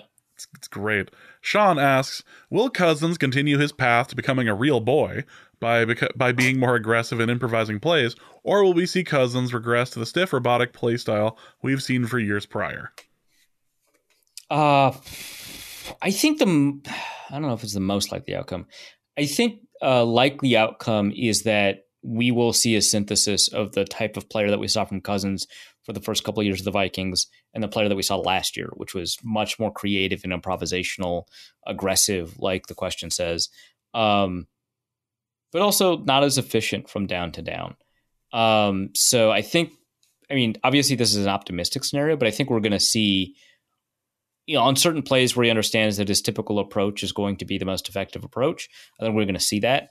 I think on plays where the play breaks down or in high leverage situations, we're going to see him loosen up a little bit like he did last year, which is like the brass ring, right? Like that's the thing with Cousins, right? So if you get him to play when he's efficient like that, and then flip a switch and become, a guy that modifies his approach, then you're in a heavenly spot with this guy, because that was like his weakness. So I do think we'll see some level of synthesis between the two. I don't think we'll ever find Derek Clausen described him so well in his quarterback rankings. And I find it really funny. Stephen Ruiz released his quarterback rankings, and then Derek Clausen released his quarterback rankings, both really great at breaking down quarterbacks. And people got really mad at Ruiz because he ranked Matt Stafford above Jalen Hurts. I think it was like 9-10 or something like that. It was like this huge blow up. And I was like, come on, guys. I mean, like, he might be wrong. Totally understandable. But he's not. This is not clickbait, right? The article is titled Quarterback Rankings. When he tweeted it out, he tweeted, "These are my quarterback rankings," right? Like he was like, Patrick Mahomes is number one, but I'm not going to give you the rest, right? Like, he did not rank Matt Stafford over Hurts as a means to incite rage or outrage clicks. Because frankly, if that's what he was doing, he did an awful job. I know how to do clickbait. That's not how you do it, right? Like, there's like ways to do it that are a lot better. He didn't do that. Plus, I'm surprised he heard any complaints about it at all, since he wrote in his article that if you have any complaints about this list, you can go talk to... Yeah, you got to send it to Benjamin Solak. Yeah, you have to send it to Benjamin Solak. Yeah, which is totally reasonable, right? Because Stephen Ruiz is a good person and Solak is a bad person. So obviously, that's what happens. But yeah, And so I was like trying to look, this guy does a lot of work. And the guy was like, show me evidence that he does work. And I was like, what, the 10,000 word article is not enough? Jesus. Like, it's like, I've done quarterback rankings, right? First of all, they just are more work if you care about him at all. And it's very clear that he does. But second, it's like, how do I show you that this guy breaks down a ton of quarterback film because he tweets about quarterback film incessantly and won't stop talking about it in like a response, right? Do I just like do a Twitter search for at the Stephen Ruiz Stafford and see him break down all the mechanics? Or what do you want me to do to demonstrate to you, other than the good faith that we have as people in conversation, right? For me to explain to you that, hey, I know this guy and he actually does do a ton of work, and the thing that you're describing is not actually the thing. I've seen him do work. He's nuts. And the same thing with Clausen, arguably more nuts.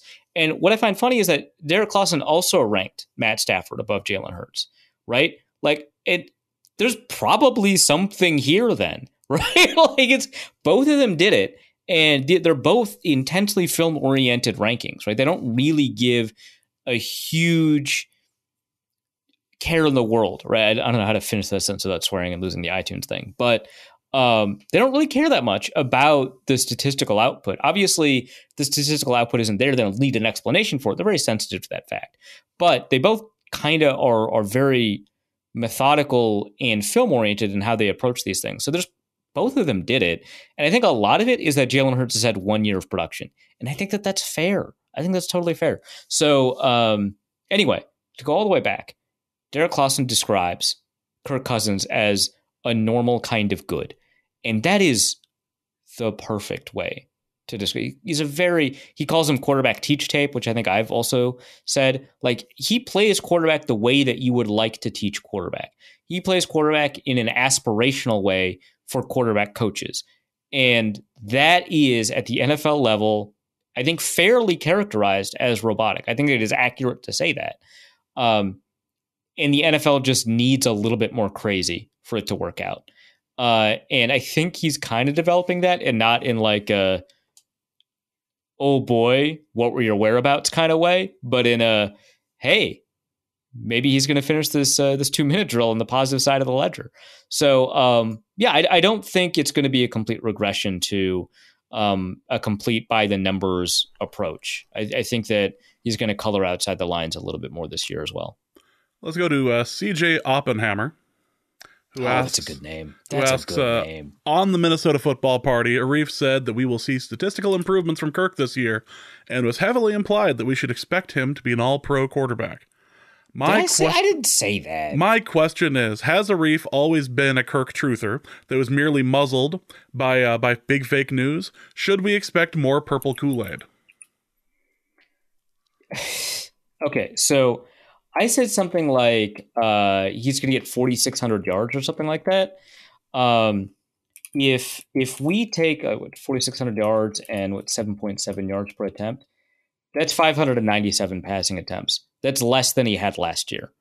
That's not all pro. 7.7 yards per attempt is very good. That's not all pro level stuff. I resent that you called me a crook truther.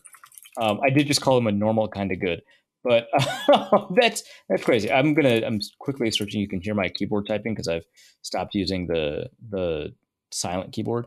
But yeah, he averages 7.7 over the course of 7.6 over the course of his total career. 7.7, totally reasonable. He had 643 passing attempts last year.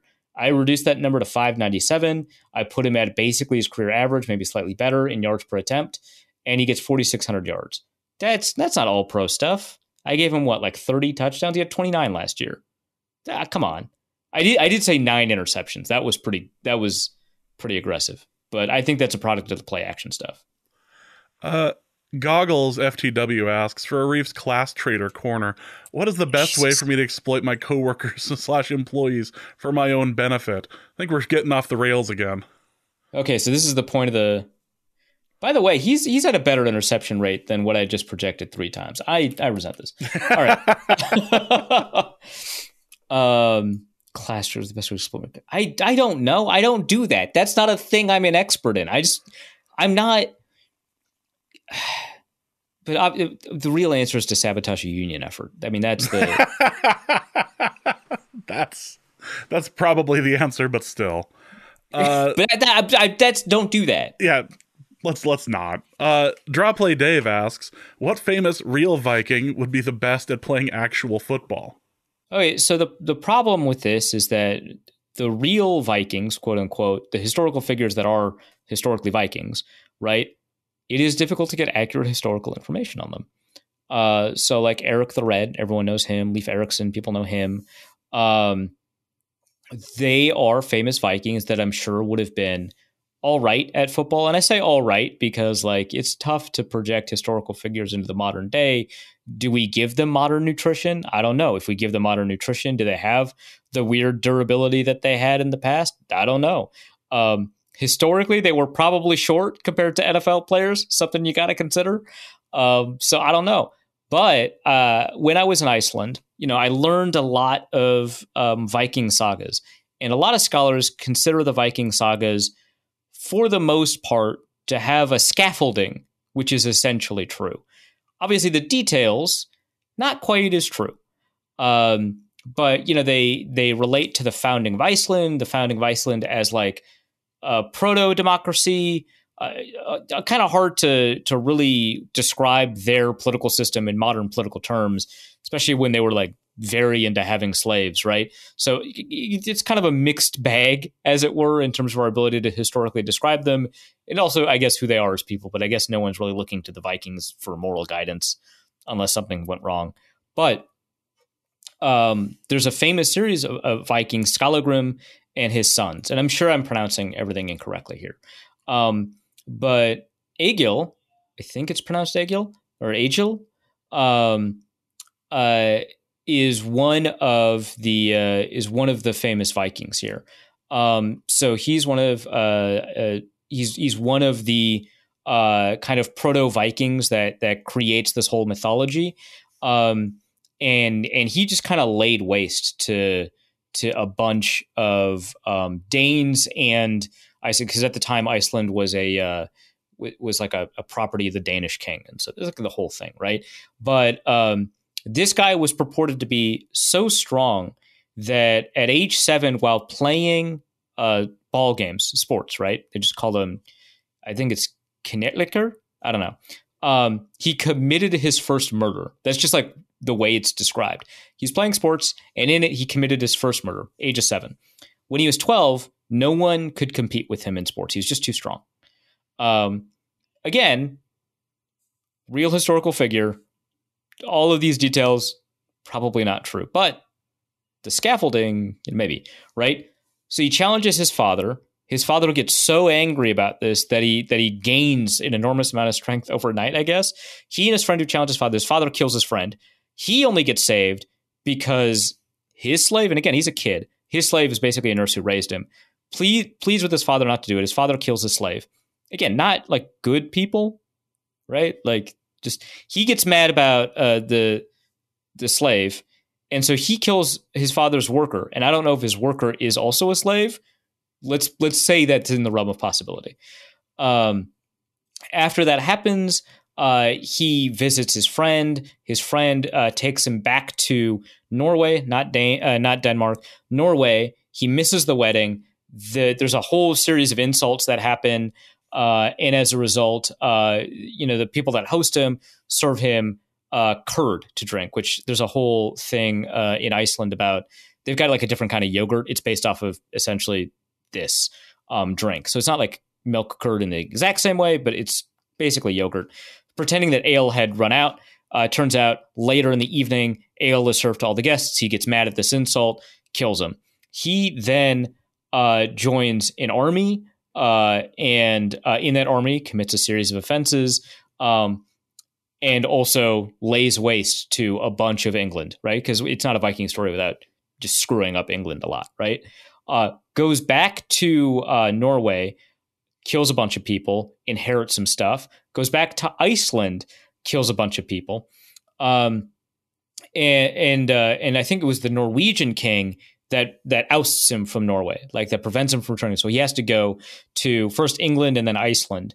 And he becomes, as a result of this, one of the founding families of like Icelandic lore. Now, he probably committed those murders, or at least some of them, or at least enough for the Norwegian king to be like, you're out of here. You cannot be here. There's a limit to the amount of murders you can commit in Norway. You've crossed that threshold, right? That's probably true from my understanding, at least a guy that fills this figurehead role. And he probably did pretty well in battle, and he probably was extremely strong. I'm going to go with this guy. He probably would do all right in a Vikings uniform, so long as you kind of outlined, this is a penalty, this is not a penalty. You got to play to the whistle, not past the whistle. The important stuff. Yeah. Ben Greenhagen asks, questions for the commissioner. Given that the Yahoo algorithm graded my Hell League draft as an A+, I am truly and utterly screwed this season. Okay, first of all, yeah, definitely. Second, this isn't the guy at Doxed, is it? No. Wait. Okay. It might be, actually, now that I'm thinking about it. And he gave us money? Yes. Amazing. I'm sorry, Ben. Speaking of money, we're going to go on to our next question, which is from a second jet has hit Drew Bledsoe. For the Jameson Williams gambling corner, what bets should I make for week 1, and where is the most and least appropriate place to make these bets? I mean, the most appropriate place is to do it like our ancestors did it in a Vegas sports book. Yes. I mean, that's just tradition, right? We were just talking about, ancestors and Vikings traditions. Well, sportsbook tradition, go to Vegas. Go to sportsbook in person. Did put a couple of bets down, but I was sad that one of your many trips to Vegas. I was sad I was unable to put a bet against Carson Wentz this season. I was unable to do that since he's not looking through the books. Hey, there's got to be. Hey, man, you could have just contacted Kyle Sloter. Maybe he would have made that bet with you personally. Yep, maybe. Like there's options. Yeah.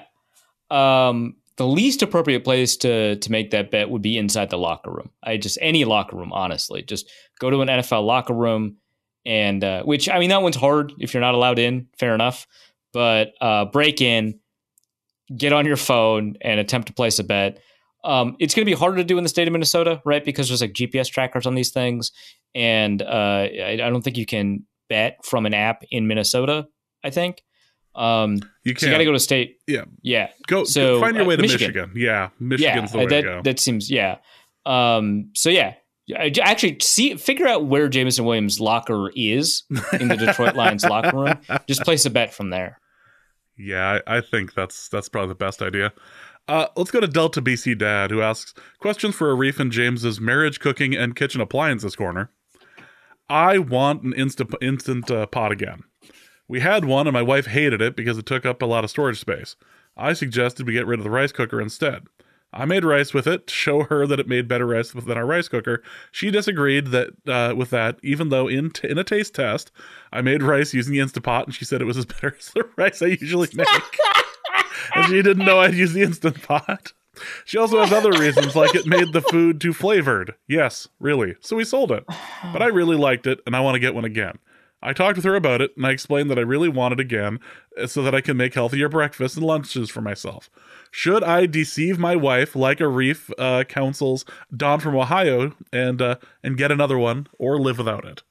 I regret that so much. First of all, it's going to be kind of because the Instant Pot company just no longer, bloop, it's gone.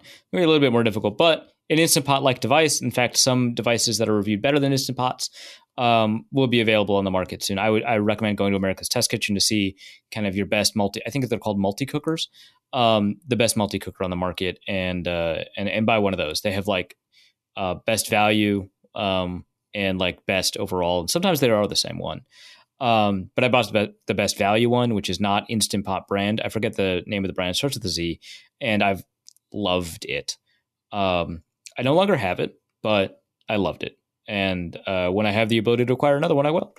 So you want my Darth Vader, my Star Wars one that I haven't used since I bought it or since I acquired it? Appreciate it, James. Doing me a solid, but I will respectfully decline. It's got a TIE fighter on the side of it. I'm just saying, how is that? The fact it has not inspired me to use it is something. Maybe we could give it away. First of all, the move where you make the rice without telling her how you made it, very funny. And this is like totally different than someone saying they don't like a food and then you make it without their knowledge and then they eat it, because that has like serious health implications, and I think it like much more seriously violates that person's consent. You're just making rice a little different. Like that's not the same thing. And so now it has crossed over into very funny. I think the answer to this question depends on how mad she got when you revealed this information. Like if she was like, okay, fine, then yeah, I think that you can get it. I don't think you should deceive her, but I think that you can get it. But if she got like really upset because you're like trying to pull a fast one and you just, and it might just be like a thing where like the real issue is not whether or not you should get an Instant Pot. The real issue might just be that instead of having conversations, you're just trying to win. And like that might be what bothers her if that stunt did bother her at all. And if it didn't, whatever, right? I'm just saying that's on the table as like a potential. I strongly suspect the gives too much flavor thing is a one-sided like we're getting this side from you. That's so. I know people who have disliked food because it has too much flavor. I know people like that. We took somebody to a James Beard Award winning restaurant. We were celebrating, a big milestone for her. She was like, take us to, because Chelsea and I are like super into like food and we have a bunch of favorite restaurants. She's like, take us to your favorite restaurant. So we did. We took her to her favorite restaurant, and she just like the food was too flavored. So I that's real. I get it. But when I read it, I think it is more likely that there is some missing information from the story than there is that's what happened. But if that's what happened, I don't know what that is. So your Delta BC Dad is Canadian. That's so white and Canadian, man. That is incredible to me. I don't. That's so crazy. It sounds like you're lying about the healthier breakfasts and lunches thing, but it does have that function.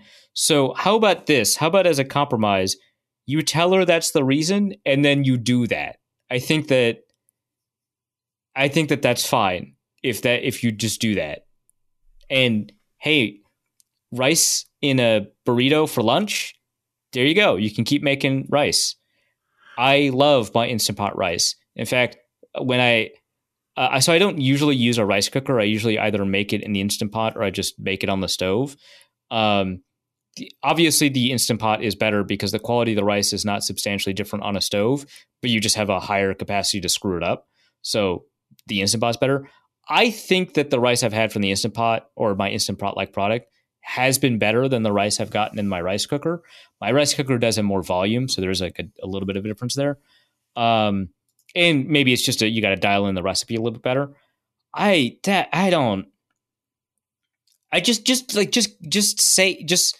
Just do that and then make that reason real.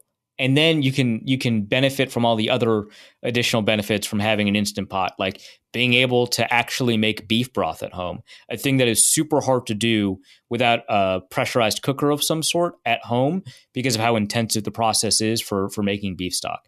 And doing that is wonderful. It's so good. If you could do it, I highly recommend it. So Arif is this is a new season. He's turning over a new leaf. He is trying to encourage you to not lie to your spouse. So there is that. I prefer the rice out of a rice cooker personally, but that's just me. But what you could do instead of just doing the breakfast is just continue to make rice in that and serve it to her, because I feel that's so funny. That's so funny. The idea of it being rice being too flavorful is something else. Let's talk. I think it was the other food that was too. There's no way the rice was also too, because she said she liked the rice more, but she also has other reasons, like it made food too flavored. Like that was like that's separate from the rice thing, but also the rice tasted better. Let's talk some Secret Base stuff here real quick. Perfect. HBO CEO asks, how long into the season do you think it takes before John Boyce starts writing an emergency appendix? So we've talked about it every episode, so I'd be surprised. But if you're unfamiliar, John Boyce and Alex Rubinstein have done a documentary series, which the final one is going to be posted, I believe, tomorrow, right? Friday? Yep, on Friday. Yeah. And it basically goes through every decade of Vikings history. The way he selects his subjects, which have included the Mariners or, just a number of players, just like Randall Cunningham has his own. The guy who tied a hot air balloon to his lawn chair got his own. Just a bunch of just incredible episodes. The Georgia Tech Ramblin' Wreck game against the 222-0 game, whatever that was. It's like my brain wants to say DeVry, but that's not right. But there is a basketball DeVry University game, which is very funny. But like he prioritizes interesting stories, and the Vikings have some of the most interesting stories in the NFL. Strongly recommend watching it. I don't think he did an emergency appendix on the Mariners. I think he's just going to be done at like 2017 or something like that. Like I think that's going to be it. I mean, last year was crazy. I feel like that's worth writing about, but I just don't know if you've got kind of the bandwidth for it. Maybe at the end of the 2020s, in 2029 he'll release 2020s one or something like that. But I don't think that's going to happen. Yeah, I don't either. The last episode should have had more in it, but it would have made it over 2 hours to do it properly. Yeah, there's so much that he had to cut out. When James and I were talking about this before the show, but it would have been way too much to cover, right? Like we didn't even get into stuff like Demetrius Underwood or Kenichi Udeze or the Wizinator, Ontario Smith, right? The Wizinator, the Love Boat got like 45 seconds. Like that's how crazy. Actually, I think I only talked about 2005. That's how crazy the 2000s were. I just really, my brain was just like, wait a second. I suppose I was going to say Star Caps, but I believe that happened just a little bit later. A little bit later. That's coming. Yeah. Like I think, because like the Star Caps, I think was about stuff that happened in the 2000s, but was litigated in the 2010s, right? And Pat Williams chose to retire, and Kevin Williams kept on using the injunctions as reasons to keep playing. If I remember correctly. But there's like there's so much that happens in the 2000s. Greg Lewis, like there's a bunch of stuff that could have been I mean, it's really excellently told for people who are just like really into the weeds on the Vikings, which includes a lot of listeners. You're going to feel like the 2000s, missed an amount, and you're right. But in the interest of really good storytelling, I think they did a really amazing job. Yeah. Nick Howard asks, can we talk about the secret base documentary and the news they dropped about Dennis Green not knowing he had 2 timeouts left on the final drive in regulation during the 98 NFC title game? That one was a ton. Also, the news that Bud Grant was going to replace Mike Tice, but Red McCombs just did not want to pay him market rate. Yeah. Like, well, what? First of all, every part of those stories are crazy. Like, both of those stories are crazy, right? I did not realize Denny Green thought they had what the news clipping said, 1 timeout or no timeouts. I thought he had no timeouts. No timeouts. Oh my God. Ah! I didn't realize that. It was so frustrating. There's a number of like really frustrating moments in Vikings history, that obviously being one of them. But a couple of takeaways from the last 2 episodes in particular. It really does make you want to find where Red McCombs is buried, dig him up and punch him in the face. Like, that is like a feeling you get while watching this. You also get the feeling of, really, Denny Green? Really? Yeah. There's a lot of like, really? Because like, I think they did a really good job covering, especially Denny Green, because like, I normally just come away with a fairly positive impression of Denny Green, this far removed from it. And, the Vikings really did him wrong. And, he really is one of the best coaches in Vikings history. And he is one of the best coaches in Vikings history. But like, and the fact that he's passed as well. Yeah. But they did a really good job, like contextualizing like, hey, there's a lot of stuff in here with Denny Green that just like wasn't good. And it wasn't right. Like, not just like not as a good coach, which like his end of game stuff, obviously catastrophically bad in a lot of ways, like worse than Zimmer, I think. And then also like, oh, that's like morally, like that's a problem. And coach structure wise, that's a problem. And that's like a really bad problem. And it's like, I'm really glad that they were like, look, you can't take away from Denny Green that his players loved him, right? Or that, especially the offensive players, because it didn't have to deal with the defensive backs coach, or that Randy Moss had so few people to trust in his life ever. And that Denny Green proved to him time and again that he is somebody that he, like, that's so huge, right? That he is somebody that Moss could trust, right? Everything, right? There's like so like Carter, right? Like there's so much that and like, building a base for black coaches well before, and it's not like black coaches are like a thing now, but like it's just not as surprising to see a black coach now, even though the numbers are alarming as they are. Whereas like Green played a significant role in putting a bunch of black, and like these are all important conversations. So I'm glad they did a really good job characterizing Denny Green correctly, but also like, God, you didn't even know you had the timeouts. And like, that's also like something that really can't happen in the modern NFL. And not because like you have like people in the booth that advise the coach on game management and stuff like that. And that all plays a role, but like just the amount of control a high level quarterback has, right? Like that just wouldn't happen. If a quarterback is having that season, he has the ability to just say, no, we're playing this through, which I don't think you get, in 98 from most quarterbacks. Yeah, there's a couple moments the last couple episodes that just like stop you. And if I can entice you any further with how much I enjoy this series and how much you will enjoy it as a Vikings fan and as a Norse Code listener, they take a Google Earth like screenshot and show you exactly what was done in the Randy Moss traffic cop incident. That was so good. Of all the breakdowns they have had on this for years, I just sat and went, you are spending serious time on this. Is amazing. This is fantastic. I cannot recommend this any more than I already have. It's ridiculous.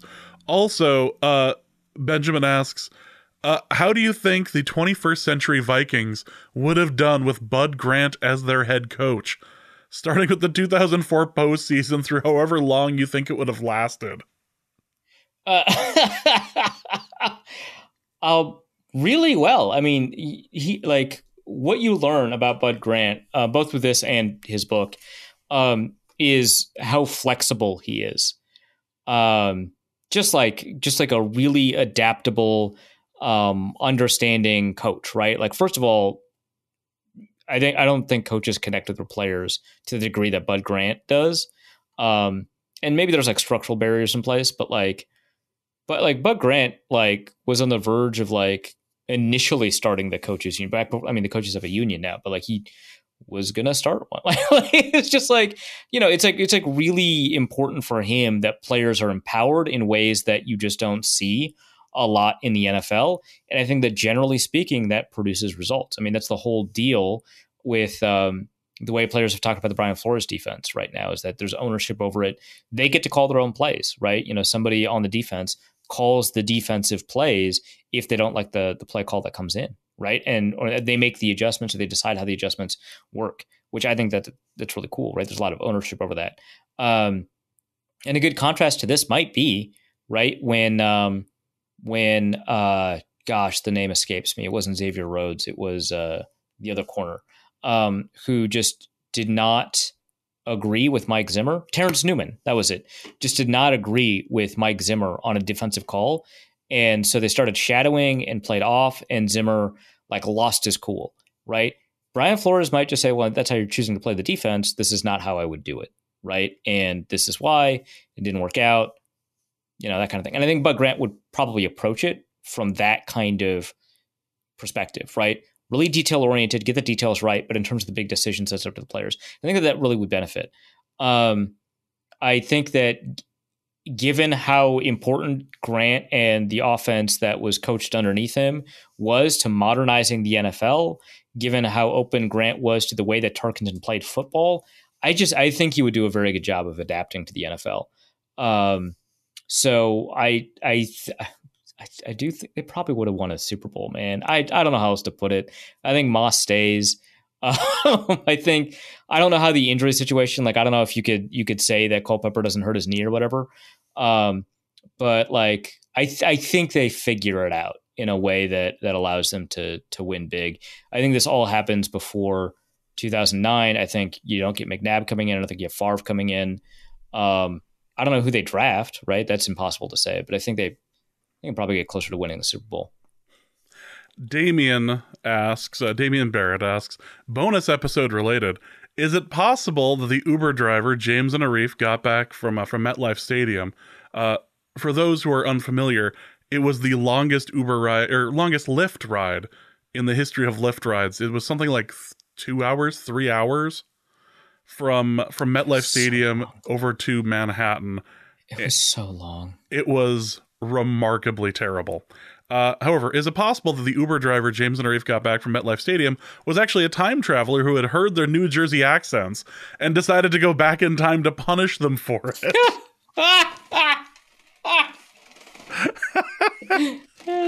I encourage everyone to join the Patreon, listen to the new episode. In the first 25 minutes, there is a discussion on Johnny Munt. And it is absolutely worth listening to. I think that episode itself is worth $3.50, if nothing else. And yeah, there's some questionable New Jersey accents, and then we just lose it after a while. It's not worth it. It was fantastic. Let's go to Nolan Kaler, who asks, for James and Arif's tourism corner, I've slowly been introducing my fiance to North Dakota and Minnesota over the last several months. Which Zorbas is the best and why? What does it mean to slowly introduce someone to two states? Gosh. You know what's wrong is I used to know somebody who had been to every single one of them because you could make a bus trip to all of them in the same day. It was possible years ago. But sadly, that is no longer the case. They've opened up too many locations. So you can't actually do that with the drive time involved anymore. Too successful. I mean, there aren't any in the Twin Cities, right? Like, no, there are not. Yeah. The best location is still Detroit Lakes. I will die on that hill. It's absolutely going to be in Detroit Lakes. You're just going to have to go to Detroit Lakes. If you, I've only been to the one in Alexandria. It was good. It's not bad. It's just a very Z-oriented menu. So yeah. So you got za. Yeah. It's I don't know. It's kind of like, you know how in Grand Forks you don't go to Red Pepper for authentic food? No, you go there because you're hammered. Yeah. Zorba's very much has that feeling. Yeah. Well, sorry. You go there if you're hammered or if you're hungover. Those are your reasons. You're just Right. you're trying to clear out or fill up. Kyle Slaby asks, who would win in a fight, an Arif-sized James or a James-sized Arif? Well, okay. So the problem is that I am both feistier and larger than James. And so if we switch sizes, right, James would be at, I guess that does even things out, right? Because James has the size and, in this hypothetical scenario. I mean, we're like, I mean, we're basically the same height now. I mean, you're just a little bit taller than I am, but. Yeah, I think that reach is important. I think a James-sized Arif would win just for reach reasons. Or no, an Arif-sized James. Sorry, I screwed that up. Yep. An Arif-sized James. Yeah. I think the reach matters. I don't have as much dad strength as I used to. That was the reasoning why Dusty and I were going to team up on you in the island debate over who was going to die first between the three of us. The days of my dad strength have gone away a bit. I mean, your dad factor has gone down, so that makes sense. Yeah, Raul asks, as the stellar secret-based documentary series draws closer to a modern day, I grow increasingly wounded by the personal memories of the Nathan Poole catch, title games gone awry, and the squandered careers of multiple Inner Circle Hall of Famers. I need a drink. What's your go-to whiskey of choice during this nostalgic torture? I am a whiskey novice. So very like standard. I was going to say bog standard, but that would have been like a little too punny. Very standard recommendations. So like Glenlivet. It's very good. I recommend it. I don't know. I've been going like more of the Scotch route than anything else lately. My bar globe is full of many different liquors. Oh, it's worse now. Oh no! I've been acquiring them, both purchasing and just like getting gifts at this point. The bar globe is strong right now. It's like, are you need a strong? No, the bar globe is strong. Glenmorangie tends to be my go-to. I really like the Glenmorangie that has that was like in sherry cask, but even just like original Glenmorangie 12 is still really good. So that is my go-to at the moment. Finally, Logan Bolsharif asks, question for Arif's parenting corner. My 3-year-old is a bit too rough with our 8-month-old. Putting him in headlocks during hugs, dragging him to another room to play, etc. There are a myriad of parenting styles to deal with this. The Duggars blanket training, gentle parenting, free-range parenting, the my parents did this and I turned out fine parenting, etc. What parenting style do you recommend to help my 3-year-old stop hurting, often by accident, his little brother? Okay, so my understanding of all the parenting styles you listed is that they all suck. That's like the 4 that you listed I hate. So, you know. I was going to go straight with Bean Dad. Okay, how is that different than free range parenting? It's Bean Dad. Like it's Bean Dad. He has a better PR. You give them both a can opener and a canopy. That's the difference. Yes. Right? Like the 8-month-old is just gonna like suck on it or chew on it. And be like, all right, well, he's distracted. Yeah. Yeah. I guess the closest I would hew to is gentle parenting, but like, you know, I don't like condescending to kids. Like the gentle parenting stuff I've seen, which admittedly small videos here and there, insanely condescending and kids pick up on it. He is 3, so it's a little bit different than like a 7-year-old. A little bit. It's a lot different than a 7-year-old, but like I just don't love it because I think it's just very obvious, and maybe with the 3-year-old it doesn't matter. But I guess of those 4, I would hew to that one. But like, you are allowed to separate your kids. Like, that is a thing that you're allowed to do, and without hurting them, and then explaining you can't do that. You can't play that hard. I understand that you're not trying to hurt your brother, but like that kind of thing, right? Like, understand where they're coming from, not try to like place a ton of blame on them. And as it continues, increase the firmness of your tone. That's all I have. Well, I'm glad we were able to find out the answer. I don't even think this one you're going to necessarily harm someone. So this is great because James almost always intervenes in the parenting corner. Yeah, because you're usually telling somebody that they're like, in a way, they're going to harm their kid. I think you might have accidentally like done something right here, and I'm a little weirded out. Incredible! I am flying high. I don't know what to do with my hands. Ready to raise a kid. Oh God! Yeah, that's. Well, I passed the test. What's wrong? Being right once, accidentally, mind you. Over the past 3 weeks, I have 100% correct answer rate. So it's time for me to march off to an adoption center. That's good. Enjoy it. I can't wait for you to get less sleep. All right. That's going to be it somehow. For this. Yeah. That's going to be it for this episode of Norse Code. Hope you guys have enjoyed it. We will be back on Tuesday evening, Wednesday morning with a recap of the Bucs game and a preview of the Eagles game. But, Arif, what do you have to plug? So over at Wide Left Substack, I haven't been able to get as much content out there this week. That's because I'm doing a fairly long piece on Flores and blitzing and kind of what that looks like and what the philosophy is and the way that defense is evolving. And, partway through it, I just realized I can't just use the preseason for this. So we're going to have something coming off of the game that's going to have that. But otherwise, I did talk about the TJ Hockenson trade. I talked about every rookie quarterback that played in the preseason. That obviously that includes Jaren Hall. But if you wanted to like be really mad that the Vikings didn't draft this guy, or be smug that the Vikings didn't draft this guy, you can head over to Wide Left and check out those pieces. There's just like a little bit of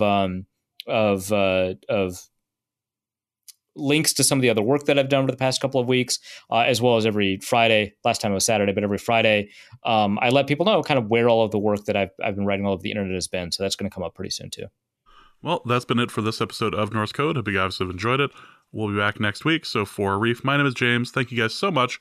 And try to put that in the garage next time. And we will talk to you later. Norse Code is the largest and only division of Norse Code LLC. You can find Norse Code on the Daily Norseman, SB Nation's Vikings blog at dailynorseman.com. You can also find it on iTunes, Apple Podcast, Spotify, Stitcher, Google Play, and wherever fine podcasts are aggregated. Our Vikings blogger extraordinaire and generally useful human is Arif Hassan of Pro Football Network, and he can be found at Arif Hassan NFL. I am your producer and host, and my name is James Pagashnik. You can find me at the show's official Twitter feed at NorseCodeDN or my personal account at Big Mono.